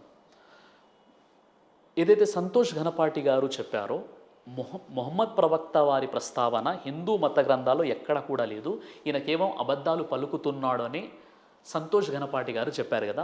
ఇప్పుడు మీరు గుర్తుపెట్టుకోండి, మహాభవిష్య పురాణం ప్రతిసరపరం 3 కాండం 3 అధ్యాయం 3 శ్లోకము 7 మరియు 8. ఎతస్మిన్నంతరేం లేచ ఆచార్యేన సమన్వితా మహామద ఇతి ఖ్యాతా శిష్య శాఖా సమన్విత రూపచ్చైవ మహాదేవం మరుస్థల నివాసనం. ఒక మ్లేచ్చుడు నిరక్షరాసుడైన ఒక బోధకుడు తన శిష్యులతో పాటు వస్తాడు. ఆయన పేరు మహమ్మద్. ఆయన ఎడారి ప్రాంతానికి చెందినవాడే ఉంటాడు. చాలా ఖచ్చితంగా మహాభవిష్య పురాణం ప్రసరపురం 3 కాండం 3 అధ్యాయం 3 శ్లోకం 7. అడుగుదామా సంతోష్ ఘనపాటి గారిని విషయం? నేను సార్ ఆయన కూర్చోబెట్టండి, మీరు అసలు ఆయన ఉంటారనుకున్నాను నేను. మీరు పారిపోతారేమో అని ఆయన ఉద్దేశం, ఇప్పుడు మీరు రారు అనేది ఆయన ఉద్దేశం. ఇప్పుడు ఆయన అనుకుంటున్నారు అలా. నేను చెప్పేది ఏంటంటే, ఇప్పుడు నేను మహాభవిష్య పురాణం రిఫరెన్స్ నేను చెప్పాను. విషయం ఏంటంటే, నేను ఇప్పుడు ఈ సందర్భంగా నేను చెప్పే విషయం ఏంటంటే, మొహమ్మద్ ప్రవక్త ప్రస్తావన నేను చెప్పడం కాదు, అసలు నాకు ఎలా తెలిసింది. ఒక చిన్న విషయం, ఇది కన్క్లూజన్ అవ్వాలి సార్. ఇది ఫస్ట్ మమ్మల్ని మీ సభకు పిలుస్తున్నారు, క్లియర్. మిమ్మల్ని సభకు పిలుస్తున్నాను. ఇదే ఘనపాటి గారితో మీరు కూర్చుంటారు, ఖచ్చితంగా మీరు కూర్చుందాం. నేను ఒక విషయం ఏం చెప్తున్నానంటే, ముందు ఇది కన్క్లూజన్ అవ్వనివ్వండి. నేను మీకు ఏం చెప్తున్నానంటే, మీకు నేను చెప్పే విషయం ఏంటంటే సార్, మొహమ్మద్ ప్రవక్త వారి గురించి హిందూ మత గ్రంథాల్లో ఉందా లేదా అన్న విషయంలో పండిత్ వేద్ ప్రకాష్ ఉపాధ్యాయ ఉన్నారు. ఇప్పుడు అయితే అడుగుతాయని అంతకు మించి మిమ్మల్ని ఇబ్బంది పెట్టండి, నేను జస్ట్ అడిగేస్తాను అంతే. ఒక చిన్న విషయం సార్. ఇప్పుడు మీకు ఏం చెప్తున్నానంటే, ఇప్పుడు పండిత్ వేద్ ప్రకాష్ ఉపాధ్యాయ ఉన్నారండి. ఈయన MA సంస్కృతం. ఈయన కల్కి అవతార్ అనేటటువంటి ఒక పుస్తకం రాశారు. అంతిమ ఋషి ఆర్ కల్కి అవతార్ అనేటటువంటి ఒక పుస్తకం రాశారు అనమాట. ఆయన బుక్ యొక్క తెలుగు ట్రాన్స్లేషన్ ఇది మీరు ప్రింట్అవుట్ తీసుకోండి. ఇది మొత్తం కూడా ఆయనకి ఇవ్వండి. ఎవరు? సంతోష్ ఘనపాటి గారికి నా తరపున ఒక గిఫ్ట్ అని, లేదా నేను బుక్ ఇచ్చి వెళ్తాను, అది మీరు ఇవ్వండి. తర్వాత ఇది ఒక బుక్. ఇదేముంది? కల్కి అవతార్ ప్రవక్త మొహమ్మద్ సల్లాం. నిజంగా ప్రవక్త మొహమ్మద్ వారు కల్కి అవతార్ ఎలా అవుతారు? ఏ ఇయర్ లో దీన్ని ప్రింట్ చేశారు? ఇప్పుడు కంప్లీట్ గా డీటెయిల్స్ ఉన్నాయండి.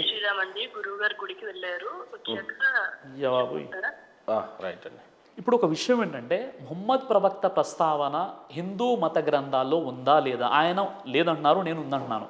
నాకు ఎలా తెలిసిందంటే, హిందూ మత పండితుడు సంస్కృత విద్వాంసుడైనటువంటి పండిత్ వేద్ ప్రకాష్ ఉపాధ్యాయ్ గారు కల్కి అవతార్ అంతిమ ఋషి అనే పుస్తకం రాశారు. అందులో ఆధారాలతో పాటు ఉంది. ఇదొక పుస్తకం.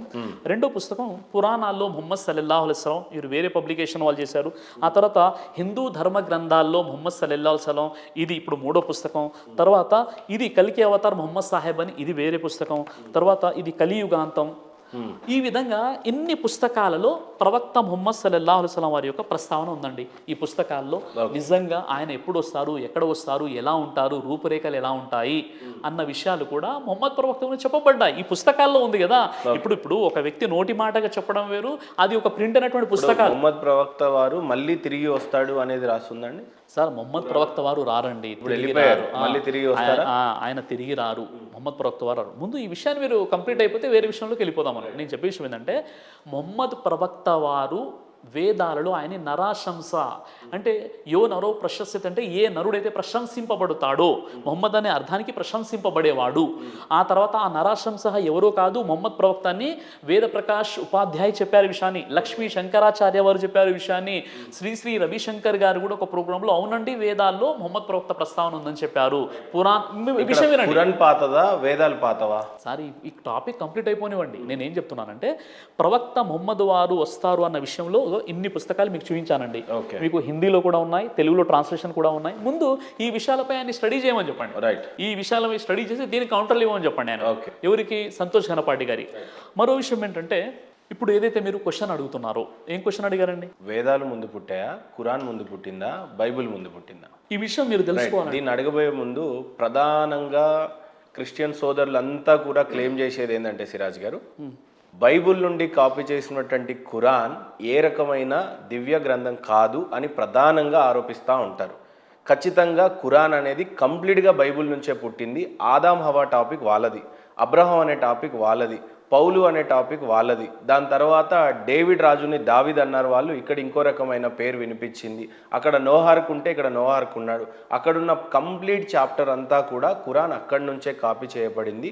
ముందు 2000 సంవత్సరాల ముందు వాళ్ళది అని అంటే మీది 1600 సంవత్సరాల క్రితం అని అంటున్నారు. దీనికి ఫస్ట్ క్లారిఫికేషన్ ఇచ్చిన తర్వాత వేదాలతో వీల్ కాపీ విత్ అదర్ గ్రంథాస్. సార్ ఇప్పుడు వేదాలు హిందూ సోదరులు హైందవ సోదరులు ఏదైతే వేదాలు విశ్వసిస్తున్నారో అది ఫస్ట్ మనం దీన్ని క్లారిఫై చేసి then will come to the Veda. Bible Quran, Bible నుండే పుట్టింది ఖురాన్. ఖురాన్ ఏం కొత్తగా వచ్చినటువంటి గ్రంథం కాదు. ఫస్ట్ అక్కడ గ్రంథం ఎవరితో రాయిస్తాడు? పరిశుద్ధాత్మ శక్తితో రాయిస్తాడు, లేదంటే గాబ్రియల్ దూతతో రాయిస్తాడు. ఇక్కడ ఇంకో దూత ఉంటుంది, దాని త్రూ రాయిస్తాడు. ఇక్కడ మొహమ్మద్ ప్రవక్త వారు కనీసం చదువుకోలేదు, అయినా సరే స్క్రిప్చర్స్ అనేది రాయడం జరిగింది అనేది ప్రధాన వాదన. రైట్, దీన్ని మీరు ఏ రకంగా స్వీకరిస్తారు? ఖురాన్ నుండి, బైబిల్ నుండి ఖురాన్ కాపీ చేశారా అన్న విషయం మీకు అర్థం అవ్వాలంటే, ఇప్పుడు ఖురానులో యేసుక్రీస్తు వారి యొక్క పుట్టుక గురించి అది పరిశుద్ధమైనటువంటి పుట్టుక. అవును, తర్వాత పుట్టింది కాబట్టి ఖచ్చితంగా అక్కడ ప్రస్తావన వస్తుంది. కాపీ చేసినప్పుడు అందులో ఇప్పుడు కాపీ చేసినప్పుడు ఇది ఎవరైతే కాపీ చేస్తున్నారో వాళ్ళు ఇంకా దీన్ని ఉన్నతంగా చెప్పాలి కదా. ఇప్పుడు దాన్ని సమర్థిస్తూ ఎందుకు చెప్పబడ్డాయి అన్న విషయాన్ని, ఈ కాన్సెప్ట్ మీకు అర్థం కావాలంటే ఖురాన్లో విషయం ఏముందంటే, మీరు పూర్వపు గ్రంథాలని కూడా విశ్వసించండి. ముస్లింలకు ఒక షరతు ఏంటంటే కేవలం ఖురాన్ మాత్రమే కాదు, ఖురాను కంటే పూర్వం ఎన్నైతే గ్రంథాలు అవతరించాయో అవన్నీ గ్రంథాలపై మీరు విశ్వాసం కలిగి ఉండండి అని మనకు ఖురాన్ అంటుంది. ఇప్పుడు అదే వర్స్లో గుర్తుందా? అయ్యో చాలా వర్సెస్ ఉన్నాయి. సో మాయిదాలో చాలా వర్సెస్ ఉన్నాయి.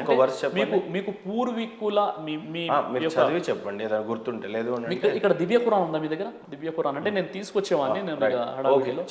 నేను చెప్పే విషయం ఏంటంటే, మీరు మీకు పూర్వము అవతరించినటువంటి గ్రంథాలని కూడా అనుసరించండి. వాటిని మీకు పూర్వం ఏదైతే గ్రంథాలు వచ్చాయో ఆ గ్రంథాలపై కూడా మీరు విశ్వాసం కలిగి ఉండండి. పూర్వం అంటే ముందు బైబిలే పుట్టింది, తర్వాతనే ఖురాన్ పుట్టింది అనేది మీరు చెప్తారు. ముందు బైబిల్ అంటే, బైబిల్ అసలు పేరేంటి? ఇంజీల్ అనమాట. ఇంజీల్ బైబిల్గా రూపాంతరం చేయడం జరిగింది. కాబట్టి ఇంజీల్ ఎవరికి ప్రసాదించడం జరిగింది? యేసుక్రీస్తు, అంటే ఈసా అలైహిస్సలాం అంటారు. యేసుక్రీస్తుపై ఇంజీల్ అనే పుస్తకం వచ్చింది. అది మార్పు చేర్పులతో, అంటే అది ఏంటంటే రూపాంతరం చెంది ఇక్కడ బైబిల్గా వీళ్ళు పిలుస్తున్నారు. కాబట్టి ఏ సోర్స్ అయితే, ఏ దేవుడైతే అక్కడ ఇంజీల్ని పంపించాడో ఆ దేవుడే ఖురాన్ని పంపించాడు. కాబట్టి సిమిలర్గా ఉంటాయి ఆ విషయాలు, అందులో ఎలాంటి సందేహం లేదండి. ఎందుకు అక్కడ ఆదాం హవ్వనే ప్రస్తావిస్తే ఇక్కడ సేమ్ అదే ప్రస్తావించాడు. ఇక్కడ దావీద్ ఉంటే ఇక్కడ దావీద్, అక్కడ డేవిడ్ ఉంటే ఇక్కడ దావీద్ అయ్యాడు, మీ దగ్గర ఇంకొకటి అయ్యాడు. అక్కడ ఇబ్రాహిం ఉంటే అబ్రాహం ఉంటే ఇక్కడ ఇబ్రాహిం అయ్యాడు. ఎందుకు ఈ రకమైనటువంటి తర్జుమా జరిగింది అని అంటారు? పోనీ ఇక్కడ ఖురాన్కి బైబిల్కి అసలు ఏమైనా సంబంధం ఉందా? మీకు విషయం చెప్తాను. సెమిటిక్ రిలీజియన్స్ ఏవైతే ఉన్నాయో, Semitic religions, non Semitic religions అనేటటువంటి రెండు విభాగాలు ఉంటాయన్నమాట. సెమిటిక్ అంటే ఏంటి అంటే, ప్రవక్త నోవా, అంటే చాప్టర్ నెంబర్ 71 నూహ్ అలైహిస్సలాం యొక్క చాప్టర్ ఉంటుంది అనమాట. అంటే ప్రవక్త నోవా ఎవరైతే ఉన్నారో వారి యొక్క కుమారుడు శామ్ అనమాట.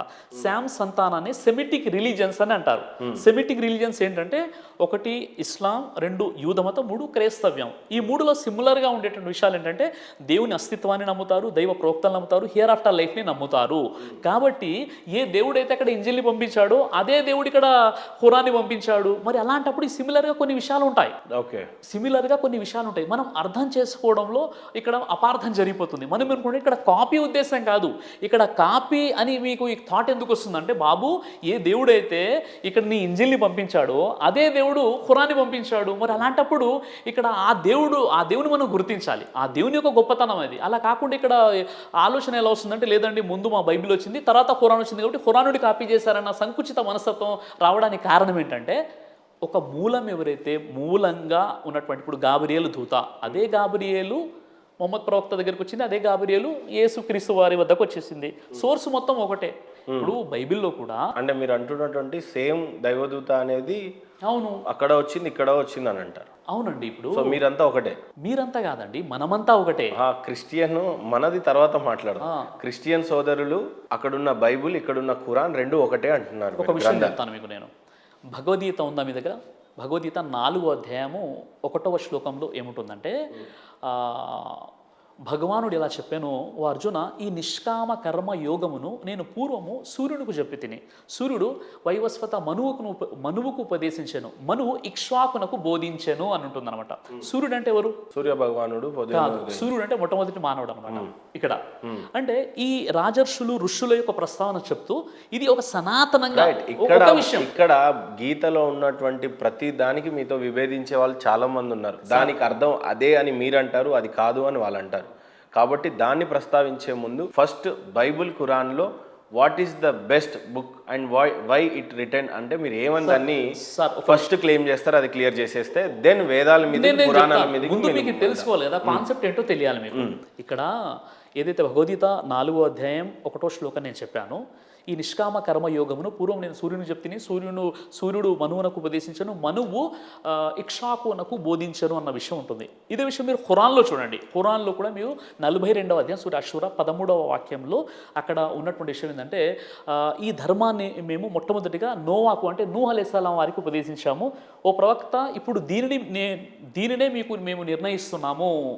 ఈ ధర్మాన్ని వహీ ద్వారా నీకు ఉపదేశించడం జరిగింది. పూర్వం ఈ ధర్మాన్ని మేము అబ్రహముకు, తర్వాత మూసాకు, తర్వాత ఈసాకు బోధించాము, దీన్ని స్థాపించండి అని. ఇదే విషయం మీరు బైబిల్లో చూస్తే ఇర్మియా గ్రంథం 6వ వచనంలో అక్కడ మీకు కనిపిస్తుందంటే, మీరు మార్గములను అన్వేషించుడి, పురాతన మార్గం ఏదో కనుగొని దానిపై ఉండండి, అప్పుడు మీకు నెమ్మది కలుగుతుందని ఉందన్నమాట. అంటే ఒక పురాతనమైనటువంటి సనాతన మార్గం. అంటే ఈ సనాతన మార్గానికి సోర్స్ ఏంటంటే ఒకే సృష్టికర్త ఉన్నాడు, ఒకే దేవుడు ఉన్నాడు. కాబట్టి ఆ దేవుడు ఎక్కడైతే ఇప్పుడు వీళ్ళు ఇంజీల్ని అవతరింపజేశాడు, అదే దేవుడు ఖురాన్ని అవతరింపజేశాడు. కాబట్టి సిమిలర్గా ఉంటాయి. బైబుల్ ఆవిర్భావం ఎప్పుడు జరిగింది, ఎక్కడ జరిగింది, తొలిసారిగా బైబుల్ ఎవరు రాశారు అని అంటే మీకున్న థియరీ ఏంటి? తర్వాత ఖురాన్ ఆవిర్భావం ఎప్పుడు జరిగింది, ఎక్కడ జరిగింది, మీకున్నటువంటి థియరీ ఏంటి? తర్వాత భగవద్గీత అనేది ఎక్కడ ఆవిర్భవించింది, దానికి ఉన్న కాలమాన పరిస్థితులు ఏ సంవత్సరం అనేది మీరు చెప్తారు, క్లియర్గా చెప్పు. ఇప్పుడు చూడండి, వేదాలు తీసుకున్నట్లయితే 4000 సంవత్సరాల పురాతనమైనవి అని చెప్పడం జరిగింది. 4000 సంవత్సరాల పురాతనమైనవి వేదాలు. 7000 అంటారు కొంతమంది, 8000 అని ఘనపాటి గారు చెప్పారు. తర్వాత బిలియన్ సంవత్సరాల క్రితం పురాతనమైన ఎవరు మన ఒక స్వామీజీ వారు చెప్పారనమాట.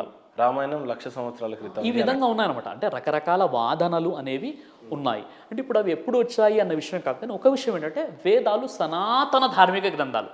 అన్ని గ్రంథాల కంటే ముందు వేదాలు సనాతన ధార్మిక గ్రంథాలు, అందులో ఎలాంటి సందేహం లేదు. మరి ఆ వేదాలలో ఉన్నటువంటి సందేశాన్ని మనం మర్చిపోతున్నాం కదా, దేవుడు ఒక్కడే అని. ఇప్పుడు వేదాలలో నుండి ఉన్న సందేశం అంతా కూడా మీకు అనుకూలంగానే మాట్లాడుతున్నారు తప్పితే గానీ వేదం అనేది అవును సార్ కేవలం నాకు అనుకూలంగా ధార్మికులకు సంబంధించినది అని మాత్రం ఒప్పుకోరు. అవునండి, ఇప్పుడు నాకు అనుకూలం కాదన్నది ఇక్కడ తేలిపోయింది కదా. నేను ఎప్పుడైతే అల్లా అంటున్నానో అప్పుడు మీరు అరబ్బుల దేవుడు, ముస్లింల దేవుడు అంటాను. ఇప్పుడు నేను చెప్తున్నాను కదా, మన దేవుడు అంటున్నాను. ఇప్పుడు మన సర్వేశ్వరుడు, మన సృష్టికర్త, మన భగవంతుడు, మన దేవుడు, ఆ దేవుడి గురించి ఉంది, ఆ ఒక్కరిని ఆరాధించండి. సరే, మన దేవుడి పేరు ఏం పేరు అంటే ఏం చెప్తారు? మన ఇప్పుడు దేవుడు అన్నప్పుడు ఇంకా ఏ దేవుడు అంటే ఇంకా దేవుడు అన్న పదానికి అర్థమేముంది? మరి మీ దృష్టిలో ఏ దేవుడు కానప్పుడు అల్లనే దేవుడు కాదన్నప్పుడు ఎవరు? ఇప్పుడు అల్లాయే దేవుడు కాదని చెప్పట్లేదు. అరబ్బీలో ఆయన్ని అల్లా అంటారు, అరబ్బీలో ఆయన్ని అల్లా దేవుడు అంటాం, వాళ్ళు అల్లా అంటున్నారు. ఒక్కడే ఉన్నాడు కదా. అల్లాకి అర్థం వేరే చెప్పారు కదా సార్. ఆరాధనలకు అర్హుడు, పూజలకు అర్హుడు, ఆయన ఎవరు? సమస్తానికి సృష్టికర్త. మేమేమనుకున్నాం, అల్లానే మీరు అనుకున్నటువంటి క్లెయిమ్ చేసే దేవుడు కాబట్టి మీరు అల్లాకే పరిచయం చేస్తున్నారు కాబట్టి అని అనుకున్నాం. ఇప్పుడు మీరు చెప్తున్నది ఏంది? అల్లాకి అర్థం సార్ నిత్యం పూజకి, ఆరాధనలకు దేవుడు అంతే. అల్లా అంటే ఆరాధనలకు అర్హుడు. ఇప్పుడు ఏ దేవుడు అని అందాం మరి అంటున్నాను నేను. ఈ కన్ఫ్యూజన్స్ ఉంటాయి కాబట్టి మేమేం చెప్తాము, దేవుడు ఒక్కడే, నేను కాదనట్లా, కానీ ఆ దేవుడు ఒక్కడే. ఒక్కడు ఎవరంటే ఒక్కడైనటువంటి ఒక్కడు, ఏకైక దైవం, పుట్టించినవాడు. సార్ అదే కదా. ఇప్పుడు నేను ఇప్పుడు నేను అరబీలో అల్లా అంటాను, అల్లా అనగానే మీరు అంటారా మీ దేవుడు అల్లా అంటున్నారు. ఇప్పుడు అదే సార్, ఇప్పుడు మనం ఇక్కడ అర్థం చేసుకోవాల్సిన విషయం ఏంటంటే, మనందరినీ పుట్టించినప్పుడు మిమ్మల్ని నన్ను మనందరినీ పుట్టించిన దేవుడు ఒకడే కదా, ఒకడేనా కాదా? ఒకడే. భూమి ఆకాశాలు, సూర్యుడు చంద్రుడు, వీటన్నిటిని సృష్టించిన దేవుడు ఒకటే కదండి. మా వాళ్ళైతే ఒకళ్ళు అన్నారు, 33,000 కోట్ల మంది దేవతలు అంటారు. ఇప్పుడు ఆయన ఎవరు, మన చిరంజీవి స్వామి వారు ఏం చెప్పారంటే, దేవుడు గాడ్ అనబడేవాడు ఒక్కడే, ఒకే దేవుడు ఉన్నాడు, దేవతలు ఉన్నారు. దేవతలు అంటే దేవునిచే కొన్ని పనుల కోసం నియమింపబడిన వారిని దేవతలు అంటారు. అలా దేవతలు 33,000 కోట్లు. ఆయన కంక్లూజన్ కావాలి సార్. ఎవరి కన్క్లూజన్? వేదం యొక్క కన్క్లూజన్ ఏంటి? వేదం ఏమంటుంది? ఋగ్వేదం 6వ మండలం 45 సూక్తం 16వ మంత్రం, ఋగ్వేదం 8వ మండలం 1వ సూక్తం 1వ మంత్రంలో ఏముంది? యయేక ఇత్తముష్తుహి మా చిదన్య ద్విషంసత సఖాయోమ రిషన్యత. యయేక ఇత్తముష్తు అంటే ఒక్కడు సాటి సమానంలో ఆయన ఆరాధించాడు. ఇప్పుడు ఆయన ఏం చెప్పారు? సంతోష్ ఘనపాటి గారు ఏం చెప్పారు? ఇంద్రుడికి సంబంధించింది మంత్రాలని చెప్పారు. అవునండి, అక్కడ ఒక్కడే అని ఉంది, ఆ ఒక్కడినే ఆరాధించండి అని అయితే వేదాల్లో ఉంది, కానీ ఇంద్రుడికి సంబంధించింది. ఇప్పుడు నేను అడుగుతున్నాను, ఇంద్రుడు అంటే ఎవరు? ఇంద్రుడు అంటే ఎవరు మీరు చెప్పండి. ఇంద్రుడు ఇప్పుడు మీ పేరేంటండి? మహేందర్. మహా ప్లస్ ఇంద్ర 2 పేర్లు ఉన్నాయి అంటే ఏంది? దాని అర్థమైంది? మహేంద్ర అంటే గొప్ప దేవుడు, ఇంద్రుడు అంటే దేవతలకు రాజు సార్, దేవతలకు ప్రభువు, దేవతలకు రాజు. ఇంద్రుడు అంటే వర్షము, ఆ తర్వాత గాలులు, ఇవన్నీ కూడా ఆయన ఆధీనంలో. మీరు వచ్చేంత వరకు ఇంటర్వ్యూ అంతా ఒకటి అనుకున్నా, ఇప్పుడు నన్ను పెద్ద డౌట్లో పెట్టేశారు మీరు. దేవుడు అనేవాడు ఒకడు అని అంటే అది ఓన్లీ బైబిల్ ఖురాన్ ప్రకారమే అని నమ్ముతున్నాను. అవును, హిందూ ధర్మం ప్రకారంగా ఒకడు అని ఇంతవరకు మాకైతే అలా బోధించలేదు. ఒకవేళ బోధించుంటే నాకు తెలిసిలేదేమో, నేను క్షమాపణ కోరుతాను. వేదాలలో ఇప్పుడు ఈ ఒక్కడు యేసు ప్రభు కాదంటున్నారు మీరు. ట్రూ. మొహమ్మద్ ప్రవక్త కాదు, మొహమ్మద్ ప్రవక్త కాదు, అల్లా కూడా కాదు, దర్గాలు కాదు, అల్లా కూడా కాదు సార్. అల్లా అంటే దేవుడు మళ్ళీ నేను చెప్పింది చెప్పండి సార్. అదే మళ్ళీ యేసు ప్రభువు వారు దేవుడా కాదా? కాదు, ఆయన ప్రవక్త. అల్లా దేవుడా కాదా? అల్లా అంటే దేవుడు. అల్లా అంటే దేవుడు, కానీ ఎవరు ఆ దేవుడు? మీరు దేవుడిని ఇంగ్లీష్లో ఏమంటారు? గాడ్ అంటున్నా నేను. అదే అల్లా అని అరబీలో, అదే దేవుణ్ణి అరబీలో అల్లా అంటారు. కానీ ఇప్పుడు అల్లా అంటే దేవుడు అంతే. అల్లా ఖచ్చితంగా అనాలని అల్లా చెప్పలేదు. అల్లా అనేది దేవుడే కాదు, అది మనం గాడ్ అని పిలుచుకుంటున్నాం, లేకపోతే భగవంతుడు అని పిలుస్తున్నాం, వాళ్ళు అల్లా అని పిలుస్తున్నారు. అల్లా అనే పదానికి ఏ రకమైన ప్రాముఖ్యత లేదు అనేది తేల్చేశారు మీరు. లేదు, అలా చెప్పలేదు. నేను చెప్తున్నాను ప్రాముఖ్యత ఏందో నేను చెప్తున్నాను. ఇప్పుడు మనం దేవుడు అనగానే మీరు 10 సార్లు అడిగారు ఏ దేవుడు అన్నారు. అంటే దేవుడు, దేవి, దేవత, దేవుళ్ళు అయిపోయిందా? గాడ్, గాడ్స్, గాడెస్ ఇక్కడ అయిపోయింది. కానీ అల్లా అంటే ఏ అల్లా అని చెప్పారు మీరు, కాబట్టి మేము అల్లా అని అంటాము. అల్లా అంటే దేవుడు అంతే. కాబట్టి ఇప్పుడు అల్లా అంటే ఏ అల్లా అల్లా అనేది ఏ అల్లా నేను ఎప్పుడు అడగలేదు. కారణం ఏంటంటే అది గొప్పతనం. అల్లా అంటే దేవుడు కాదు అనేది క్లియర్. ఆ పేర్లో గొప్పతనం అది. మీరు అన్నారు కదా అల్లా అంటే, అల్లా అంటే దేవుడు కాదు అనేది క్లియర్. అవును, క్లియరా? అల్లా దేవుడు కాదు, అది కాదు. మనం పిలుచుకోవడానికి అరబిక్ వాళ్ళు వాళ్ళ యూజ్ ఉన్నారు కాబట్టి వాళ్ళు అల్లా అని అనుకున్నారు. అల్లా అంటే దేవుడు, అల్లా అంటే దేవుడు. దేవుడు దేవుడు అంటే తెలుగులో పిలుచుకుంటున్నటువంటి పదం. అవును. సో అల్లా అనే పదానికి ఏ రకమైన ఇంపార్టెన్స్ మీరు ఇవ్వలేదు, దట్ ఈస్ క్లియర్ అంటున్నాను. ఇప్పుడు మీరు అల్లా అని మీరు గూగుల్లో సెర్చ్ చేస్తే ఏమొస్తుంది? ఓకే, ఏదో గాడ్ అని వస్తుంది, అయిపోయింది. లేదా ఆరాధనకి అర్హుడు అని తెలుగు చెప్తుంది అంటున్నాను. ఆల్మిటీ గాడ్ అంటే ఏంది? అంటే అర్హుడు ఎవరు? అల్లా కాదు ఇప్పుడు మీ దృష్టిలో సృష్టికర్త.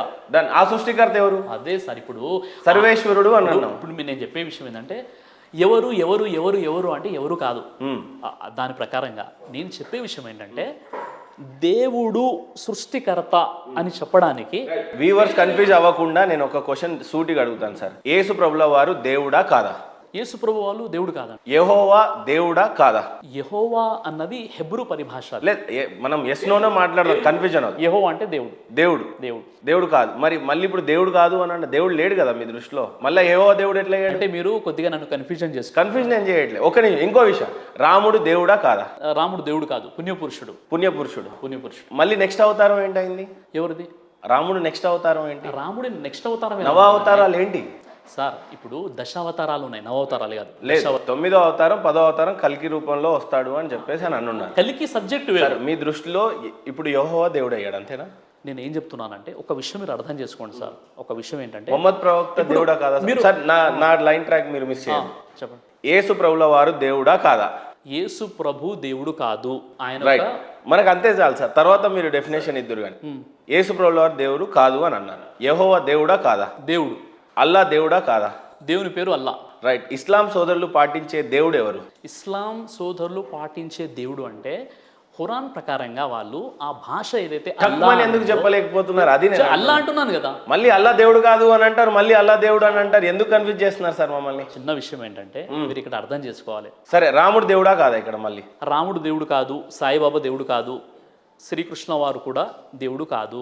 వీళ్ళందరూ కూడా పుణ్యపురుషులు, మహనీయులు, మహానుభావులు. బైబుల్లో ఉన్న దేవుడు ఎవరు? ఇప్పుడు నేను అదే అంటున్నాను కదా, బైబుల్లో ఉన్న దేవుడు. ఇప్పుడు ఒక విషయం చెప్తాను, క్రిస్టియన్ సోదరులంతా పాటించేటువంటి దేవుడు ఎవరు? అదే ఇప్పుడు ఒక విషయం చెప్తున్నాను మీకు.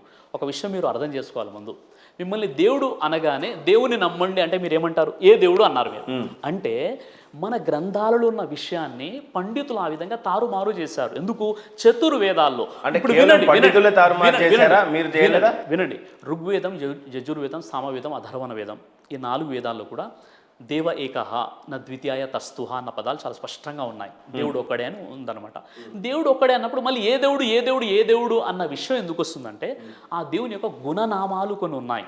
ఆ ఇప్పుడు ఖాలిక్ అంటే సృష్టికర్త, మాలిక్ అంటే యజమాని, రెహమాన్ అంటే కరుణామయుడు, రహీం అంటే రైట్. సిరాజ్ భాయ్ గారు మీరు సూటిగా చెప్పింది ఏంటంటే దేవుడు అనేవాడు హిందూస్కి లేరు, క్రిస్టియన్స్కి లేరు, ముస్లింకి లేదు అనేది ఒక్కటే స్పష్టంగా చెప్పారు. అల్లా దేవుడు కాదు అని మీరు ఒప్పుకున్నారు అని అంటున్నాను నేను ఒప్పుకోలేదు అంటున్నాను.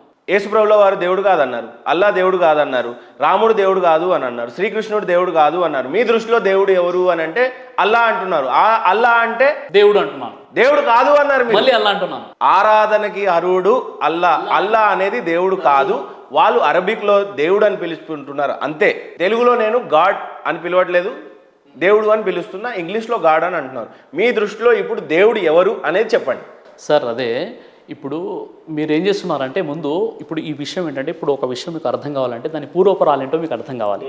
అర్థం కాకుండా ఒక సింపుల్గా ఇది అడిగి చెప్పేసి దాని అర్థం ఏంటంటే అది కాదు. లేదు మీరు చెప్పండి. మీ దృష్టిలో ఇప్పుడు దేవుడు ఎవరిని ఎస్టాబ్లిష్ చేద్దాం అనుకుంటున్నారు మీరు? ఈరోజు సిగ్నేచర్ స్టూడియోస్లో సిరాజ్ గారు ఏ దేవుడిని ఎస్టాబ్లిష్ చేస్తారు? ఇప్పుడు ఆ దేవుడే మనలందరినీ కూడా పుట్టించినండి, అంతే కదా. మనము దేవుడు మనుషుల్ని సృష్టిస్తే మనిషి ఏం చేశాడు? దేవుణ్ణి సృష్టించాడు, దేవుణ్ణి పుట్టించాడు. కాబట్టి చాలా మంది దేవి దేవతలు వచ్చేసారు. నేను చెప్పే విషయం మీరు ఎవరిని పుట్టించారు?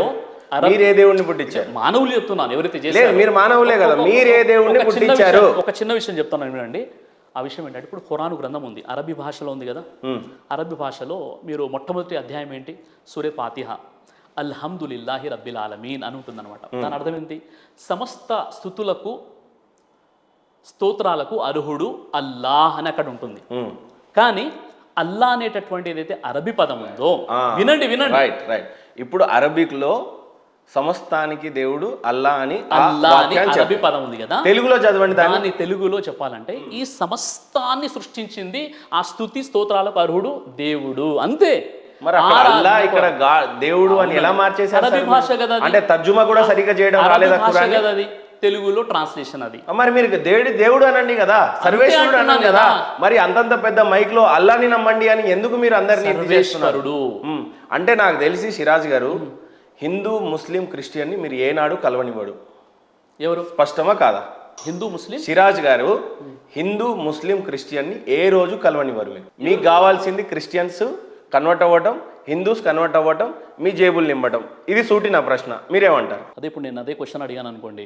సిగ్నేచర్ స్టూడియో మహేందర్ గారు మొత్తం హిందూ ముస్లిం క్రైస్తవులను పండితులు అందరినీ కూర్చోబెట్టి గొడవలు పెట్టేసి ఆయన వ్యూస్ పెంచుకుంటారు అంటే రైట్, నేను ఒప్పుకుంటున్నా. అదే ఓకే. మీరు ఒప్పుకుంటున్నారా? నేను ఒప్పుకోవట్లేదు. మీరు ఓన్లీ మతం మార్చి జేబులు నింపుకుంటారని ఒప్పుకుంటారా? సార్ నేను ఏమంటా, చూసే వాళ్ళకి తెలుసు సిగ్నేచర్ స్టూడియో వాళ్ళు ఏం చేస్తారు, వాళ్ళ ఇష్టానికి వదిలేస్తాం. కానీ సిరాజ్ గారు ఒప్పుకుంటారా? నేను మతాన్నే మారుస్తా, హిందూ ముస్లిం క్రిస్టియన్ని ఏ రోజు కలవనివ్వను. మత సంస్కరణ కావాలి ఇక్కడ మనకు, మత మార్పిడి కాదు. మన మతి మార్పిడి జరగాలి. ఏ మత మార్పిడి? ఏ దేవుణ్ణి నమ్ముకొని మార్పిడి జరగాలి? సార్ దేవుణ్ణి ఎవరో ఒక దేవుని నమ్ముకోవాల్సిన అవసరం లేదు సార్. ఇక్కడ నాకు విచిత్రం ఏంటంటే మీ దేవుడి పేరు నేను ఖచ్చితంగా అల్లానే చెప్తానని కూర్చుంటారేమో అనుకున్నా. ఈరోజు అల్లా అనేది కాదు అని తేలిపోయింది. అట్లానే కాదని చెప్పట్లేదు, మీకు చెప్పే విషయం ఏంటంటే సార్ ఇక్కడ భాషాపరంగా ఇప్పుడు ఇక్కడ ఇది వాటర్ ఉంది, మీరు మంచినీళ్ళు అంటున్నారు, నేను పానీ అంటున్నాను. మన ఇద్దరి మధ్య ఇప్పుడు గొడవ. పానీ అనట్లే, నేను సర్వేశ్వరుడు అని స్పష్టంగా చెప్తున్నాను. మీరు అల్లా అని స్పష్టంగా చెప్పగలరా? ఇప్పుడు ఈ వాటర్ని మీరు ఏమంటున్నారంటే దీన్ని మీరు మంచి నీళ్లు మాత్రమే తాగుతాను అంటున్నారు. చెప్తున్నాను సార్, నేను ఎల్కేజీలో లేను. పానీ వాటర్ నా క్లారిటీ వచ్చి మీరు క్లారిటీగా లేరు. అల్లాకి గాడ్కి మధ్యలో చిచ్చు పెడుతున్నారని నేను అంటున్నా సార్. సార్ ఇప్పుడు మీరు అవుతారా లేదా? అల్లా గాని వేరువేరుగా చూస్తున్నారు. అల్లా మీరు చెప్తున్నారు, నేను కాదు చెప్తాను. నేను దేవుడు ఒక్కడే అని చెప్తున్నా, మీరు అల్లా మాత్రమే దేవుడు అని చెప్తున్నారు. బైబుల్లో యెహోవా దేవుడు మాత్రమే దేవుడు అని చెప్తున్నారు. యేసు ప్రభుల వారిని నమ్మాలి, లేదు అని అంటే పరిశుద్ధాత్మ దేవుడు యెహోవా ఒకటే అని చెప్తున్నారు. బైబిల్ ఏ భాషలో ఉంది? హిబ్రూలో స్టార్ట్ అయింది, ఇప్పుడు తెలుగులో ఉంది. యావ్యే, యెహోవా, జెహోవా ఏదైతే పేర్లు ఉన్నదో బైబిల్లో అర్మాయిక్ భాషలో ఏదైతే ఉందో ఇప్పుడు యెహోవా అని అక్కడ పిలిచారు కదా, ఇక్కడ అరబీలో అల్లా అంటున్నారు కదా, తర్వాత సర్వేశ్వరుడు అని ఈ 3 భాషలు ఇక్కడ మనం తీసుకున్నాం. తీసుకుంటే సర్వేశ్వరుడు అంటే సర్వ నియామకుడు. భగవద్గీత 10వ 3 ఏముంది? యో మామజమనాదిం చవేతి లోక మహేశ్వరం అసమూఢ సమర్థేషు సర్వ పాపై ప్రముచ్యతే. ఎవడు నన్ను పుట్టుక లేనివానిగా అనాది రూపునిగా సమస్త లోకములకు నియామకునిగా తెలుసుకున్నాడు అట్టివాడు సర్వ పాపం నుండి లెస్సగా వేయబడుచున్నాడు. అంటే ఇక్కడ దేవుడు అంటే పుట్టుక లేనివాడు, అంతేనా? ఇక్కడ ఖురాన్ ఏమంటుంది? లం యలిద్ వలం యూలద్. దేవుడు అంటే పుట్టుక లేనివాడు, పుట్టించేవాడు. ఇక్కడ బైబిల్ సంఖ్యాకాండం అంటుంది దేవుడు అంటే పుట్టుక లేనివాడు అని. కాబట్టి పుట్టుక లేనివాడు ఒక విషయం. రెండో విషయం ఏంటి? దేవుడు అంటే మరణాన్ని ఇచ్చేవాడే కానీ మరణించేవాడు. ఒక్క విషయం నేను స్పష్టంగా చెప్పేది కూడా అదే. సృష్టికర్త ఒక్కడే ఉన్నాడు, ఆయన్నే మనం ఆరాధించాలి. అది హిందూ, ముస్లిం, క్రిస్టియన్ ఎవరైనా. కానీ కేవలం అల్లా అని మాత్రమే మీరు బోధిస్తున్నారు, ఇది నిజం. నేను బోధిస్తున్నాను కదా, నేను చెప్తున్నాను కదండి. నేను చెప్పేది ఏంటంటే ఎర్లీ మార్నింగ్ ఒక హజా వినిపిస్తుంది కదా, అజాన్ వినిపిస్తుంది. ఆ హజాలో ఏమని వస్తుంది? అల్లాహు అక్బర్, లా ఇల్లల్లా ఇలా అల్లా అనేది ఉంటుంది. నాకు అంత స్పష్టంగా రాదు. దీనికి అర్థం చెప్పండి, ముందు మీరు చదవండి దాన్ని. అల్లాహు అక్బర్, అల్లాహు అక్బర్ అంటే మానవుల్ని పుట్టించినటువంటి దేవుడు అల్లా అందరికంటే గొప్పవాడు. హయ్యాల్ అస్సలా అంటే మీరు ప్రార్థన వైపునకు రండి. నాకు చెప్పడం రాలే, నేను మళ్ళీ చెప్తా. హయ్యాల్ అల్ఫలా అంటే సాఫల్యం వైపునకు రండి అని. లా ఇల్లల్హా, లా ఇలహా ఇల్లల్లా, దీనికి అర్థం చెప్పండి చాలు. మీరు నేను స్పష్టంగా చదవలేదు కాబట్టి మీరు స్పష్టంగా లా ఇలాహా ఇల్లల్లా, దీని మీనింగ్ చెప్పండి చాలు. లా ఇలాహా ఇల్లల్లా అంటే అర్థం ఏంటంటే సృష్టికర్తైనటువంటి దేవుడు మాత్రమే ఆరాధనకు అర్హుడు. దీని అర్థం అండి. అల్లా అని లేదు లాస్ట్. అదే అంటున్నాను కదండి. అరబీలో తెలుగులో ట్రాన్స్లేషన్ చేస్తే మళ్ళీ మీరు ఎందుకో దాచుకుంటున్నారు. నేను ఒక విషయం చెప్తాను. ఏ ఫండింగ్ కోసం తలంచకండి. సార్ ఒక విషయం ఏ మనుషుల కోసం తలవకండి. ఒక విషయం చెప్తాను. ధర్మం పక్షాన నిలబడండి. ఈ రోజు ఖచ్చితంగా దేవుడు మీ పక్షాన నిలబడతాడు. ఆ మీనింగ్ కి అర్థం దాచేశారు మీరు. సార్ దాచేయడం ఏంటండి? ఇప్పుడు మీరు నా మాట వినాలి కదా. వినండి. సృష్టికర్త దేవుడు ఒక్కడే ఉన్నాడు, ఆయన పేరు అల్లా. ఆయన తప్ప వేరొక దేవుడిని మీరు ప్రార్థించడానికి వీల్లేదు. పొద్దున్నే హజా వినిపిస్తుంది హిందూ సోదరులకు, ముస్లిం సోదరులకు. లేకపోతే చాలా మందికి హజాన్ గురించి తెలియదు. ఒక విషయం చెప్తాను. పొద్దున్నే మీరు మైక్ లో పెట్టి చెప్తారు అల్లా అనే దేవుడు ఒక్కడే ఉన్నాడు, ఈయన తప్ప ఇంకొక దేవుడు లేడు మీకు వేరొకడు అని చెప్తున్నాడు. దీన్ని మత మార్పిడి పొద్దున్నుంచే స్టార్ట్ అవుతుంది అనేది నేను అంటాను. మీరు కూడా అదే ఫాలో అవుతున్నారు అని చెప్తాను. మీరు ఏం చెప్పారు నాకు? లా ఇలాహ ఇల్లల్లా అంటే దాన్ని తర్జుమా చేయండి అని చెప్పాను. పూర్తి సెంటెన్స్ చేయాలా లేక మీకు ఏదైతే కావాలో అది నేను ట్రాన్స్లేషన్ చేయాలా? ఫస్ట్ ఈ సెంటెన్స్ చెప్పిన తర్వాత పూర్తిగా చెప్పాలి కదా. అయితే ఏంటంటే లా ఇలాహ ఇల్లల్లా అన్నది ఏ భాష? అరబీ భాష. దాన్ని తెలుగులో ట్రాన్స్లేషన్ చేస్తే ఆరాధనకు ఆ ఒక్క దేవుడు తప్ప మరొకడు పూజ్యుడు కాదు అని దాని అర్థం ట్రాన్స్లేషన్ చేస్తే వస్తుంది. మీరేమంటున్నారంటే మొత్తం వినండి సార్, మీరేమంటున్నారంటే మీ బైబిల్ మీరు వినండి ముందు మీరు వినాలి కదా. మీ ఖురాన్ లో ఇప్పుడు అదే రాస్తుంది. మీరు వినండి, అదే ఉందండి. నేను అదే ఖురాన్ తీసుకొచ్చి తప్పు చేశారు. మీరు తెలివిగా ఖురాన్ తీసుకురాలేదు. దీనికి మీరు ఏమంటారు? ఇప్పుడు మీరు కొన్ని ఖురాన్ వాక్యాలు, ఇన్ని పుస్తకాలు మోసిన మీరు ఖురాన్ ఎందుకు మోయలేదు ఈ రోజు? ఇప్పుడు ఒక విషయం చెప్తాను వినండి. అని మీ దగ్గర అన్ని మొత్తం స్కాలర్ తో డిబేట్ పెడుతున్నారు కాబట్టి ఇక్కడ మీ దగ్గర గ్రంథాలు ఉన్నాయి. మరి అన్ని పుస్తకాలు మోసిన మీరు ఖురాన్ ఎందుకు నేను చెప్తాను. ఖురాన్ నాకు తెలిసినంత వరకు నా జ్ఞానంలో ఉంది. నేను మీకు చెప్పే విషయం ఏంటంటే మీరు ఏదైతే విషయం అడిగారో దాన్ని నేను పూర్తిగా ట్రాన్స్లేషన్ చేస్తే ఆ పదం వస్తుందని మీకు చెప్తున్నాను. లా ఇలాహ ఇల్లల్లా అంటే ఏంటి? ఆరాధనకు ఒక్క సృష్టికర్త తప్ప మరొక పూజ్యుడు లేడు అని దాని అర్థం వస్తుంది. పూర్తిగా ట్రాన్స్లేషన్ చేస్తే చేశారు సిరాజ్ గారు. మీరు ఏం చేశారు మీరు చెప్పండి మళ్ళీ. వాటికి అర్థం అవునండి మార్చేశారు. అలా మీరు అనుకుంటున్నారు. అది ఖురాన్ లో నిజంగా తెలుగు ఖురాన్ లో అలా రాసుందా? సార్ మీరు అనుకోవడానికి కూడా కొన్ని రీజన్స్ ఉన్నాయి. అనుకోవడానికి రీజన్స్ ఏమున్నాయంటే ఈరోజు ముస్లిం సమాజం ఎలా ఉందంటే అల్లా అంటే మా దేవుడు మాత్రమే, అల్లానే మేము అనాలి అని. ఖురాన్ ఎప్పుడైతే అవతరించిందో మొట్టమొదటి వాక్యం అల్లాని అవతరించలేదు. ఇఖ్రా బిస్మి రబ్బికల్ లదీ ఖలక్, పఠించు సర్వాన్ని సృష్టించిన నీ ప్రభు పేరుతో. ఖురాన్ రావడమే అల్లా అన్న పేరుని చెప్పలేదు. ఇప్పుడు నేను ప్రభు అని తీసుకొని యేసు ప్రభువు వారే దేవుడు అని మీలాగా చెప్పలేను కదా, కన్ఫ్యూజ్ చేయలేను కదా. సార్ ఇలా అడుక్కుంటూ పోతే ప్రతిదానికి ఒక మీనింగ్ తీయొచ్చు మనం. ఇప్పుడు రాజులు ఇప్పుడు మహేశ్వర్ అన్న పేరు పెట్టుకున్నంత మాత్రాన మీరు ఈశ్వర్ అవ్వలేదు. మీరు పేరు పెట్టుకున్నారు మహేశ్వర్ అంటే మీ తెలుగులో ట్రాన్స్లేట్ చేస్తుంది గొప్ప దేవుడు అని వస్తుంది. ఇప్పుడు ఇంద్రుడు పేరు మీరు పెట్టుకున్నందుకు ఇంద్రుడు అవ్వలేదు. అలా యేసు ప్రభు అని ఎవరైనా అన్నంత మాత్రాన వాళ్ళు ప్రభు అవ్వరు. ప్రభువులు మరి రాజుల్ని కూడా ప్రభులు అన్నారు, అది వేరే విషయం సార్. నేను చెప్పే విషయం ఏంటంటే మీరు ఒక విషయం అడిగినప్పుడు దాని క్లారిటీగా తెలుసుకునే ప్రయత్నం చేయండి. వినండి పూర్తిగా మీరే చెప్పండి, మీరే ట్రాన్స్లేట్ చేయండి. లాస్ట్ లో నేను మాట్లాడతాను. ఇప్పుడు నేను చెప్పే విషయం ఏంటంటే ఇక్కడ అల్లా అనేటటువంటి పదం ఏదైతే ఉందో అది అరబ్బీలో వాడబడినటువంటి పదం కదా. దాన్ని తెలుగులో ట్రాన్స్లేషన్ గూగుల్లో మీరు ట్రాన్స్లేట్ చేస్తే ఆల్మైటీ గాడ్ అని వస్తుంది. తెలుగులో చెప్పాలంటే ఆరాధనకు అర్హుడు అని వస్తుంది. అంటే దాని అర్థం అదే. ఇప్పుడు ఒక పదాన్ని మనం కంప్లీట్గా అర్హుడు అని రాయలేదే, రాయలేదు ఖురాన్లో అట్లా రాయలేదు ఎందుకు ఎక్కడ తెలుగులో సార్? ఫుట్నో ఇప్పుడు ఎక్కడైతే సరే అజాన్లో ఏదైతే వర్స్ వస్తుంది ఎర్లీ మార్నింగ్ అది ఖురాన్లో రాసుందా తెలుగులో అది మొత్తం అది హదీస్లో ఉంటుంది. అజాన్ ఇలా ఇవ్వండి ఇలా అని ఉండదు అనమాట. ఇప్పుడు ఖురాన్లో బట్ ఏదేమైనా దాని యొక్క కాంటెక్స్ట్ అక్కడ రాయబడి ఉందా? నేను చెప్తున్నాను నేను ముందు ఏదైతే మీరు అడిగారో, మొట్టమొదటిగా ఖురాన్ ఏదైతే అవతరించిందో అక్కడ సర్వాన్ని సృష్టించిన నీ ప్రభు పేరుతో అవతరించింది. నా ప్రశ్న హజాన్లో వచ్చేటువంటి వర్స్ల మీద ఉంది.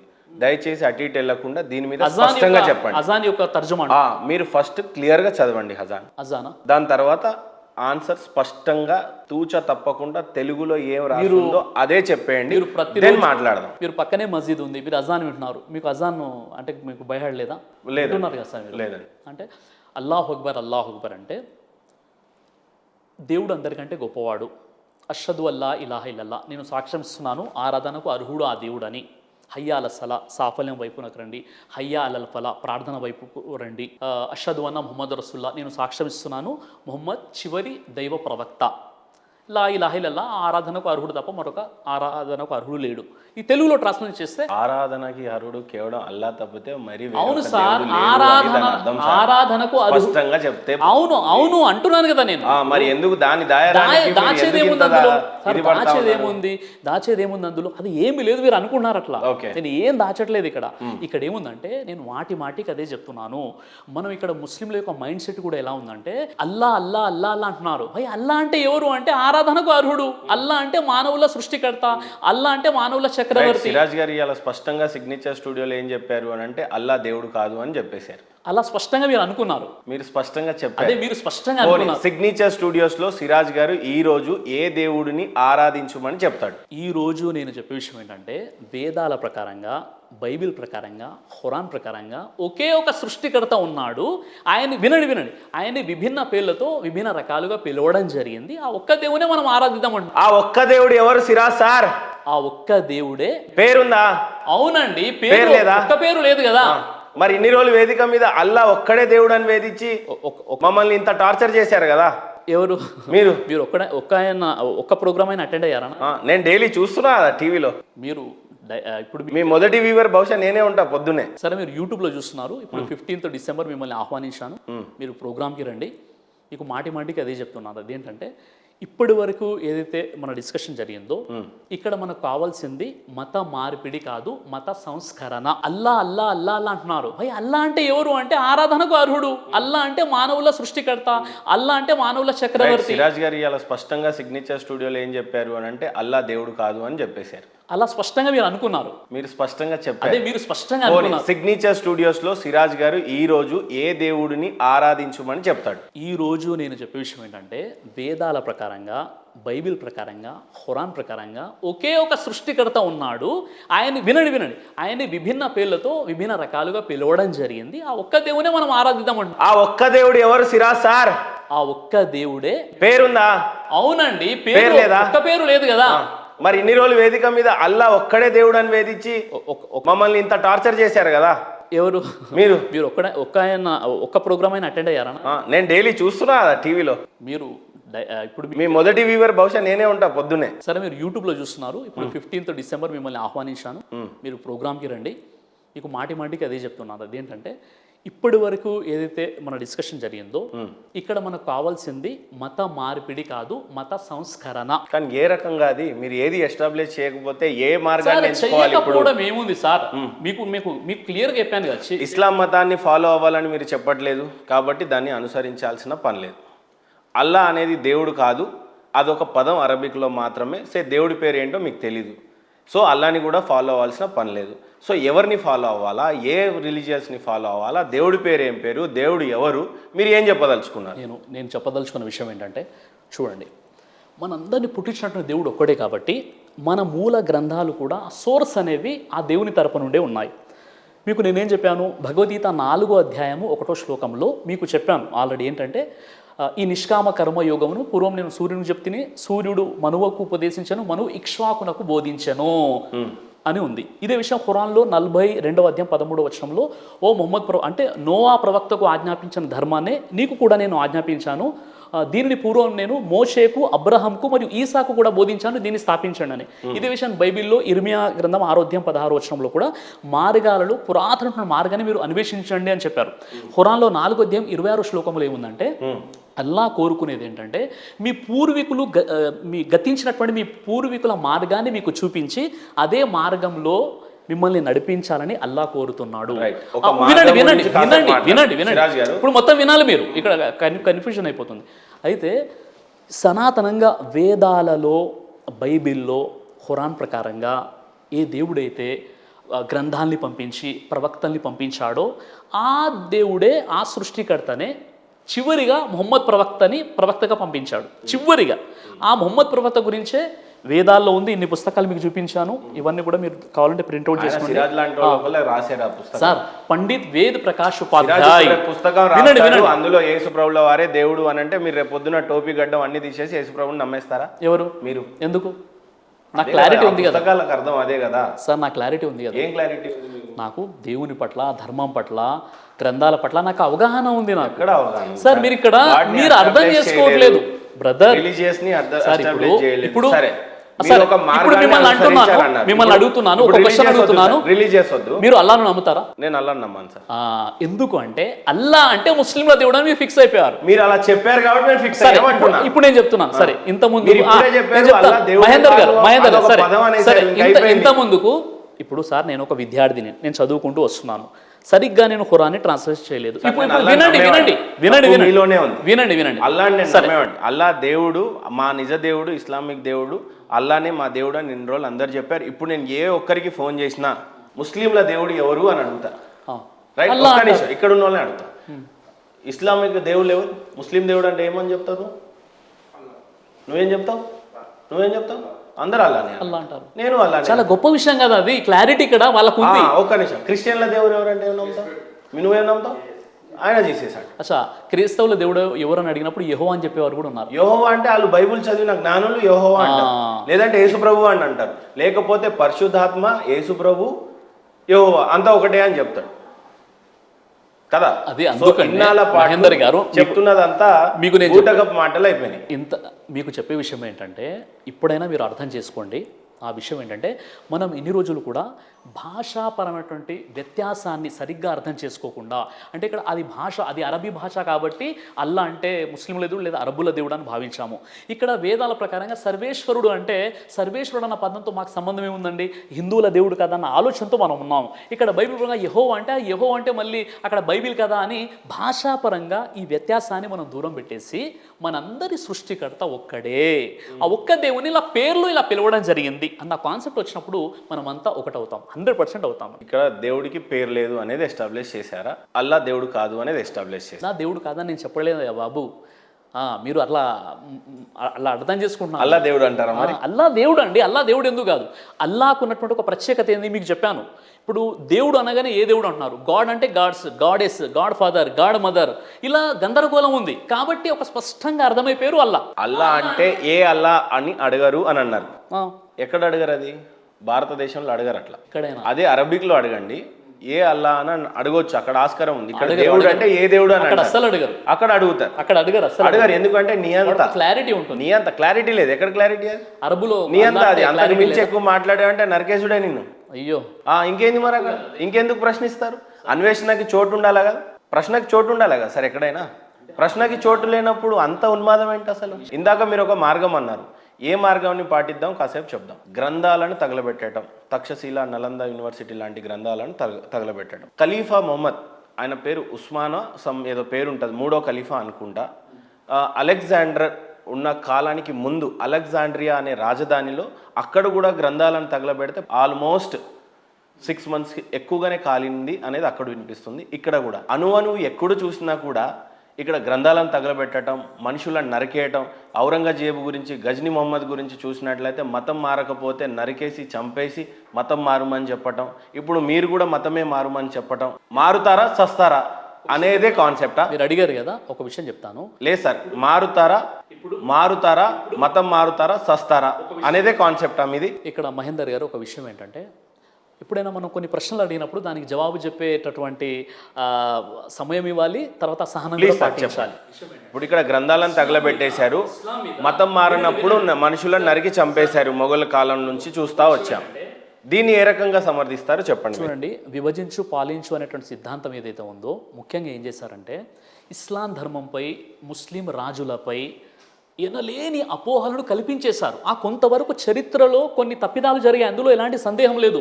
నిజంగా మొఘలుల కాలంలో లేదా ఆ కాలంలో కొన్ని దేవాలయాలు అయినా ధ్వంసం చేయబడ్డాయి అన్న విషయం ఏదైతే ఉందో కొంతవరకు ఏదైతే జరిగిందో దాన్ని ఒప్పుకోవాల్సిందే. కానీ లేని విషయాన్ని కూడా ఆపాదించేటువంటి ప్రయత్నం చేస్తున్నారు, చాలా పెద్ద తప్పు. మొదటి విషయం ఎందుకు అంటే వాళ్ళు ఆ విధంగా ముస్లింలపై, ఇస్లాంపై ద్వేషం కలిగించాలనేటువంటి ఆలోచనలతో కొన్ని పుస్తకాలు రాసుకున్నారు, హిస్టరీని తారుమారు చేశారు.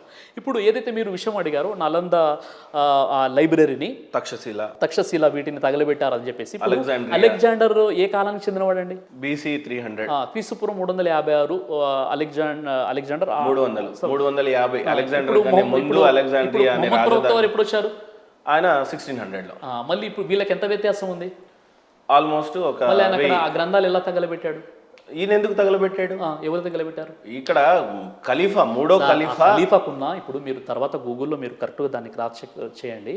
అదేంటంటే అలెగ్జాండ్రియాలో, నేను చెప్తున్నాను, అది నాకు తెలుసు. విన్నారా? అలెగ్జాండ్రియాలో తగలబెట్టేశారు. ప్రవక్త యొక్క రెండవ శిష్యుడైనటువంటి ఉమర్ బిన్ ఖత్తాబ్ గారి కాలంలో, ఉమర్ గారి కాలంలో ఆయన అమ్రు బిన్ ఆస్ అనేటటువంటి ఒక శిష్యునికి ఆయన ఉపదేశించారు. ఆయన తగలబెడితే కొన్ని నెలల పాటు ఆ బుక్స్ తగలబడ్డాయి, గ్రంథాలయం తగలబడ్డది అన్నది ఒక ఆరోపణ తప్ప అందులో ఎలాంటి వాస్తవం లేదు. రైట్. ఖురాన్ లో మొహమ్మద్ ప్రవక్త యుద్ధం చేసినట్టుందా లేదా? ఖురాన్ లో మొహమ్మద్ కత్తి పట్టాడు, గుర్రంతోని యుద్ధం చేశాడా లేదా? ఎవరు? మొహమ్మద్ ప్రవక్త వారు. మీరు ఆ బొమ్మను చూసి చెప్తున్నారా? కత్తి పట్టుకున్న లేదు, ఖురాన్ లో ఉందా లేదా? మొహమ్మద్ ప్రవక్త వారు ఫైట్ చేశాడా, యుద్ధాలు చేశాడా, రాజ్యం ముందు లెటర్లు రాసి పంపించాడా లేదా? మతం మారండి లేదా నాతో యుద్ధానికి సిద్ధపడండి అనేది ఉందా లేదా? మొహమ్మద్ ప్రవక్త వారు ఆత్మరక్షణ కోసం ఆనాడు యుద్ధాలు చేశారు, అది కూడా సెల్ఫ్ డిఫెన్స్ కోసం అని ఖురాన్లో చాలా స్పష్టంగా సిరాజ్ గారు మాట వినండి సార్. రాజ్యాల మీదకి దండయాత్రకి మొహమ్మద్ ప్రవక్త వారు వెళ్ళారా లేదా? లేదు, వెళ్ళలేదు. యుద్ధాలు చేయలేదు. యుద్ధాలు చెప్తున్నాను, ఇస్లామిక్ హిస్టరీలో జరిగింది. ఎందుకు సార్ యుద్ధాలు చేశారా చేయలేదా మొహమ్మద్ ప్రవక్త? యుద్ధాలు ఎవరు చేయలేదండి. యుద్ధాలు ఇప్పుడు మీరు మహాభారతంలో మరి మత ప్రచారకుడుగా మీరే చెప్తున్నటువంటి అంత పెద్ద యోధుడే యుద్ధాలు చేస్తున్నప్పుడు మీరు శాంతి మతం అని ఏ రకంగా క్లెయిమ్ చేస్తారండి? ఒక విషయం వినండి, మానవ చరిత్ర ఎంత పురాతనమైనదో యుద్ధాలు కూడా అంతే పురాతనమైనవి. ఇక్కడ కౌరవులకు, పాండవులకు కురుక్షేత్ర యుద్ధం ఉందా? ప్రస్తావన అది వాళ్ళలో వాళ్ళకే జరిగింది, ధర్మం మీద జరిగింది. ఇది మతం మారకపోతే జరిగింది. మతం మారకపోతే జరగలేదు. ఇది మీ అపోహ. ఇది అపోహ ఏంటంటే ప్రవక్త ముహమ్మద్ వారు ఎప్పుడైతే స్వధర్మాన్ని ఇక్కడ వినండి, ఆ రాజ్యానికి ఏ రకమైన ఉత్తరాలు రాసేవాడు అని అంటే, మీరు నమ్మి మారండి, శరణు వేడుకోండి, శరణు వేడుకపోతే నాతో యుద్ధానికి సిద్ధపడండి. యుద్ధాలు చేశారా చేయలేదా? కొన్ని ఏంటంటే ఇస్లామిక్ వ్యతిరేకమైనటువంటి కొన్ని వెబ్సైట్స్ లేదా కొన్ని కథనాలు చదివి ఆ విధంగా మీరు క్వశ్చన్ అడుగుతున్నారు. యుద్ధం చేశాడా లేదా? సార్, యుద్ధం చేయనటువంటి రాజులు, యుద్ధం చేయనటువంటి ప్రవక్తలు ఎవరున్నారు? యేసు ప్రభువు వారు చేశారా? ఎవరు? యేసు ప్రవక్త వారు యుద్ధం చేశాడా? యేసు ప్రవక్త చెప్పిన విషయం, ఆయన బోధనలు ఏంటి? ఆయన చెప్పింది ఏంటి? నిజదేవుడు ఒక్కడే ఉన్నాడు, మారండి, మారు మనసు పొందండి, బాప్తిసం పొందండి. ఆయన జీవితం మొత్తం అదే. ఆయన స్పష్టంగా మత మార్పిడి చేశాడు. ఎవరు? యేసు ప్రభువు వారు. ఇప్పుడు ఈ విషయం ఏదైతే మీరు అడిగారో, ప్రవక్త ముహమ్మద్ సల్లల్లాహు వారు ఎప్పుడైతే ఒకే దైవం వైపున ప్రజల్ని పిలిచారో అప్పుడు అక్కడ ఉన్నటువంటి అరబ్బులు ఆయనకు వ్యతిరేకంగా కుట్రలు పన్ని 3 సంవత్సరాల స్వదేశం నుండి బహిష్కరించేసి ఆయనపై 17 సార్లు హత్యా ప్రయత్నం చేసి ఆయన కూతుళ్లకు విడాకులు ఇచ్చేలా పురిగొలిపి ఆయన వెళ్ళేటటువంటి దారిలో ముళ్ళ కంచెలు అవన్నీ పరిచేసి నానా ఇబ్బందులు పెట్టినప్పుడు సెల్ఫ్ డిఫెన్స్ కోసం మొట్టమొదటిగా ఎవరైతే మీ ఇండ్ల నుండి మిమ్మల్ని తొలగించేశారో వారితో పోరాడడానికి మీ ఆత్మరక్షణ కోసం మొట్టమొదటిగా మీకు అనుమతి ఇవ్వబడుతుంది అన్నప్పుడు జంగే బదర్ అనేటటువంటి ఒక యుద్ధం జరిగింది. ఆ జంగే బదర్లో 1000 మంది ధర్మాన్ని నమ్మని వారు ఉంటే 300 మంది ఈ సత్యాన్ని తెలుసుకున్న వాళ్ళు ఉన్నారు. వాళ్ళ మధ్య జరిగినటువంటిది అన్నమాట. కాబట్టి మహాప్రవక్త ముహమ్మద్ సల్లల్లాహు అలైహి వసల్లం వారి యొక్క పూర్తి జీవితంలో జరిగినటువంటి ఏవైతే యుద్ధాలు ఏవైతే ఉన్నాయో ఇస్లామిక్ హిస్టరీ మీరు చూసినట్లయితే అందులో కేవలం 87 యుద్ధాల్లో పాల్గొంటే 259 మంది మాత్రమే చనిపోయారు. అందులో విశ్వాసులు అంటే దేవుని నమ్ముకున్న వారు కూడా చనిపోయారు, దేవుని నమ్ముకునే వాళ్ళు 755 మంది చనిపోయారు అనమాట. ఈ విధంగా చాలా తక్కువ సంఖ్యలో ప్రాణ నష్టంతో ఒక గొప్ప విప్లవాన్ని సాధించారు. మీకు తెలియదేముంది, మొదటి ప్రపంచ యుద్ధంలో 1,70,00,000 మంది, రెండో ప్రపంచ యుద్ధంలో దాదాపుగా 6 కోట్ల మంది, హిరోషిమా నాగసాకిపై ఏదైతే జపాన్ అణుబాంబు ప్రయోగం చేసిందో అక్కడ మానవుల చెప్తున్నాను. మీద జరిగేటువంటిది వేరు, దేవుడి చేత వచ్చినటువంటి ప్రవక్త ఉండాల్సిన క్వాలిటీస్ వేరు. చూడండి, దైవ ధర్మాన్ని స్థాపించడానికి, దేవుని సందేశం ఇవ్వడానికి ప్రవక్త ముహమ్మద్ సల్లం వారు ఆయన ప్రశాంతంగా దేవుని వైపునకు ప్రజల్ని పిలిచారు, శాంతి బోధనలే చేశారు. అయినప్పటికీ ప్రవక్త వారిపై ఎవరైతే యుద్ధాన్ని ప్రకటించారో వారితో యుద్ధం చేయడానికి ఖురాన్లో ఉంది చేశారు. మొహమ్మద్ ప్రవక్త వారు శాంతిని ప్రోత్సహించారు అని చెప్తున్నారు మీరు, కరెక్టా? అంతే కదా. రైట్. మిమ్మల్ని ఒక విషయంలో చాలా అప్రిషియేట్ చేయాలి సార్. ముత్యాలమ్మ టెంపుల్లో ఒక ముస్లిం సోదరుడు విగ్రహాలను ధ్వంసం చేసిన వెంటనే మీరు నెక్స్ట్ డే చేసిన వీడియో ఏంటంటే ఆయనని చట్టరీతంగా శిక్షించాలి అని చెప్పేసి బహిరంగంగా మీరు చాలా బాగా చెప్పారు. ఎందుకు అంత సపోర్ట్ చేయాలనిపించింది మీకు? ఖురాన్లో ఉంది కదండి. ఖురాన్ మీ దగ్గర మీరు గూగుల్లో చూస్తున్నారు కదా, 6వ అధ్యాయం 108లో వలా తస్సబ్బుల్లదీన యదూన మిన్ దూనిల్లా, ఓ ముస్లిములారా ముస్లిమేతరులు ఆరాధించే విగ్రహాలను మీరు దూషించకండి. ఖురాన్ కండిషన్ పెట్టింది. ఇప్పుడు ధర్మంలో ఎలాంటి బలత్కారం లేదు. దేవుడు అనుకుంటే అందరూ విశ్వాసులు అయిపోయేవారు, మీరు వారిని బలవంత పెట్టకండి అని ఖురాన్లో ఉంది. ఇతర దేవి దేవతల్ని దూషించకండి ఉన్నప్పుడు, అంటే ఖురాన్లో స్పష్టంగా ఇతర దేవి దేవతల యొక్క విగ్రహాలను కూల్చరాదు అని రాసుంది అంటున్నారు. అవును, ఖచ్చితంగా ఉంది. మక్కలో మహమ్మద్ ప్రవక్త 360 విగ్రహాలను ధ్వంసం చేశాడు అని ఉంది. స్వయంగా మీ ప్రవక్తే అలా ధ్వంసం చేస్తున్నప్పుడు, ఆయనే ప్రలోభ పెట్టినప్పుడు మీలాంటి వాళ్ళు విగ్రహాలను తెగ్గొట్టేసి ఈ ధర్మాలను అన్నిటినీ పెద్ద కష్టం నష్టం అన్ని విద్వాంసాలు సృష్టించి మళ్ళీ మీరే నీతి వాక్యాలు బోధిస్తున్నారు. దీన్ని ఏ రకంగా ఖండిస్తారు? మొహమ్మద్ ప్రవక్త వారు కాబతుల్లాలో ఏవైతే విగ్రహాలు తీసేశారో అవి ముందు విగ్రహాలు లేవు. ఎందుకు? అది ఏకదైవ ఆరాధనతో కూడుకున్నటువంటి కాబతుల్లా. ఆ కాబతుల్లాలో విగ్రహాలు మొహమ్మద్ ప్రవక్త వారి కంటే కేవలము ఒక 200 సంవత్సరాల క్రితం తీసుకొచ్చి పెట్టారు అనమాట. ఆ విగ్రహాలు 360 విగ్రహాలు మొట్టమొదటిగా అది ఏకదైవ ఆరాధన. అబ్రహాం వినండి, ఈ టైంలో కాబాలో 366 విగ్రహాలు, 60 అనుకుందాం, ఏక విగ్రహ ఆరాధన జరగాలి, ఏకదైవ ఆరాధన జరగాలి. అక్కడనే వేరే వాళ్ళు ఎవరున్నా సరే మీ గ్రంథానికి అనుసంధానంగా ఉంటే అక్కడి నుంచి వేరే ప్లేస్కి మార్చి అక్కడ ఆరాధన చేసుకుంటారు. అంతేగాని విగ్రహాలను ధ్వంసం చేయరు. ఇప్పుడు ధ్వంసం చేసిన 360 విగ్రహాలు ఏ దేవుడికి సంబంధించినవి? మొహమ్మద్ ప్రవక్త వారు ఆ విగ్రహాలను ఎందుకు ధ్వంసం చేశారు? చూడండి, ఇప్పుడు మొన్న ముత్యాలమ్మ టెంపుల్లో ఈయన ధ్వంసం చేస్తే మీరెందుకు అంత పాజిటివ్ గా రెస్పాండ్? అవునండి, ఇప్పుడు ఖురాన్ ఎవరిపై అవతరించింది? మొహమ్మద్ ప్రవక్త వారిపై అవతరించింది. మళ్ళీ ఖురాన్లోనే ఉంది కదా దూషించకూడదని. కాబట్టి ఈ విషయం ఏంటి, ఈ విషయం ఏంటో నేను చెప్తున్నాను. ఇప్పుడు మీరు ఏం చేశారంటే ఆల్రెడీ అక్కడ ఏకదైవ ఆరాధన చేసేటటువంటి కాబతుల్లాలో బయట నుండి తీసుకొచ్చి పెట్టారు కాబట్టి మళ్ళీ బయటికి పంపించేశారు వాటిని ప్రవక్త వారు.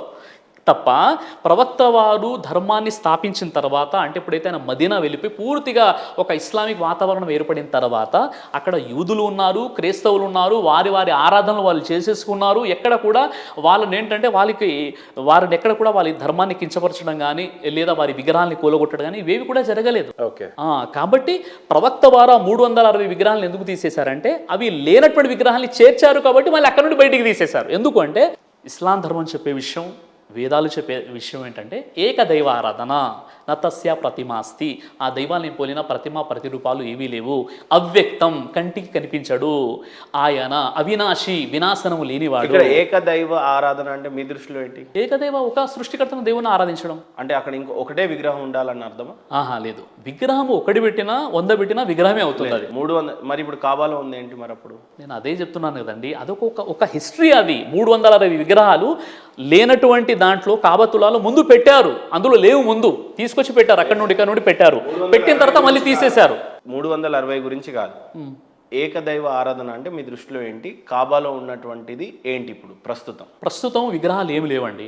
అక్కడ కేవలం ఒక కాబతులా ఉంటుంది, ఒకే సృష్టికర్త అనేటువంటి దైవాన్ని మాత్రమే అక్కడికి వెళ్ళే వాళ్ళు. దాని పేరు నేనంటే బాగోదేమో, బట్ ఉంటుంది. ఏముంటుంది కాబాలో? ఏమో చెప్పండి మీరు, అంటే బాగుంటుంది. అన్ని అడిగారు మళ్ళీ కాబాకి ఇంతమంది జనాలు ఎందుకు వెళ్తా ఉన్నారు? అక్కడ ఏమైనా రోగాలు తగ్గుతున్నాయి? ఏం తగ్గుతున్నాయి? ఎందుకు అంత ప్రాధాన్యత సంచరించుకుంది? మీకంటూ ఒక చిహ్నం ఉండకూడదు, గుర్తులు ఉండకూడదు, ఒక విగ్రహం ఉండకూడదు, అసలు ప్లేసే ఉండకూడదు. బట్ స్టిల్ ఎందుకు కాబాకి అంతమంది జనాలు? సార్, ఇప్పుడు ఇస్లాము ధర్మానికి దాన్ని పాటించిన వ్యక్తులకు ఏది ఉండాలి ఏది ఉండకూడదు అనేది మీరు నేను డిసైడ్ చేయలేమన్నమాట. సృష్టికర్త దైవం ఖురాన్ని అవతరింపజేశాడు, ఆ ఖురాన్లో ఉంది. అందులో ఉన్నటువంటి విషయం ఏంటంటే మానవులందరి కోసము మార్గదర్శకంగా ఒక దిక్సూచిగా కాబతుల్లా అనేటటువంటిది ఒకటి ఉంది. అది అరబ్బులో సౌదీ అరేబియాలోని మక్కా పట్టణంలో కాబతుల్లా ఏదైతే ఉందో అది ఒక డైరెక్షన్ అనమాట, దిక్సూచి. అంటే విశ్వ మానవులందరూ ఎవరైతే దైవాన్ని ఆరాధిస్తారో వారికి ఒక సిస్టమేటిక్గా ఉండాలి, ఒక క్రమ పద్ధతిగా ఉండాలని చెప్పేసి ఒక దిశ మాత్రమే అది.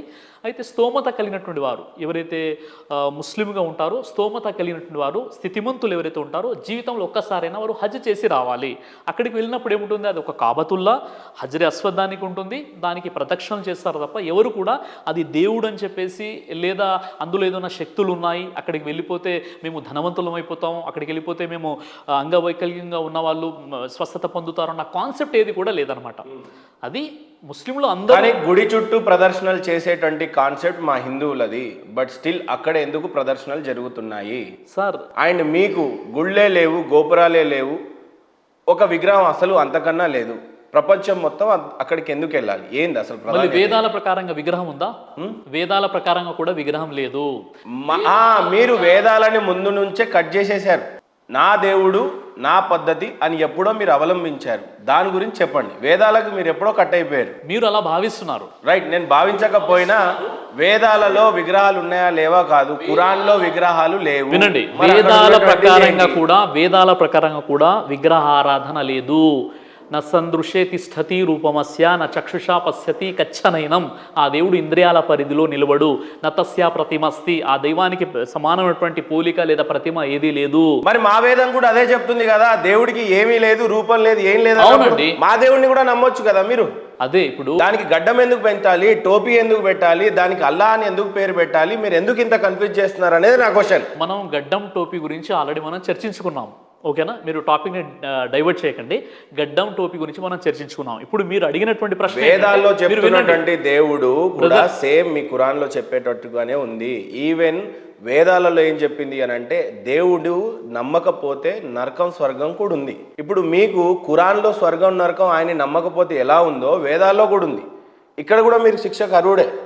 నిజదేవుడిని వేదాల్లో తెలుసుకొని నిజదేవుడి వైపు మీరు రాకుండా మీరు ఇంకో దేవుడి వైపు పోయినాక మళ్ళీ మా దేవుడు అని ఈయననే దేవుడు అందుకే నేను మారానని మీరు సాక్ష్యం ఇందాక చెప్పారు. నేనేం కన్ఫ్యూజ్ చేయట్లే, మీరు కన్ఫ్యూజ్ అవ్వకండి. నిజ దేవుడు ఈయనే అని మీరు అటు వెళ్ళిపోయారు. ఇప్పుడు వేదాలలో నిజ దేవుడు ఆయన ఒకళ్ళు, ఆయనకు రూపం ఉండదు, శక్తి ఉండదు, విగ్రహాలు లేవని ఇప్పుడు మీరే చక్కగా తేల్చేశారు. ఇక టెన్షన్ లేదు. మరి వేదాల్లో కూడా విగ్రహాలు ఏం లేవు. ఇప్పుడు కాబతుల్లాకు ఎవరైతే వెళ్తారో అది కేవలము స్థితివంతులు, స్తోమత కలిగినటువంటి వారికి మాత్రమే షరతుగా ఉంది. ఇందాక నమాజ్ చేసే వాళ్ళు ఏ రకంగా చేస్తారు మసీద్లో అని చెప్పారు, ఒకటే లైన్లో చేస్తారు.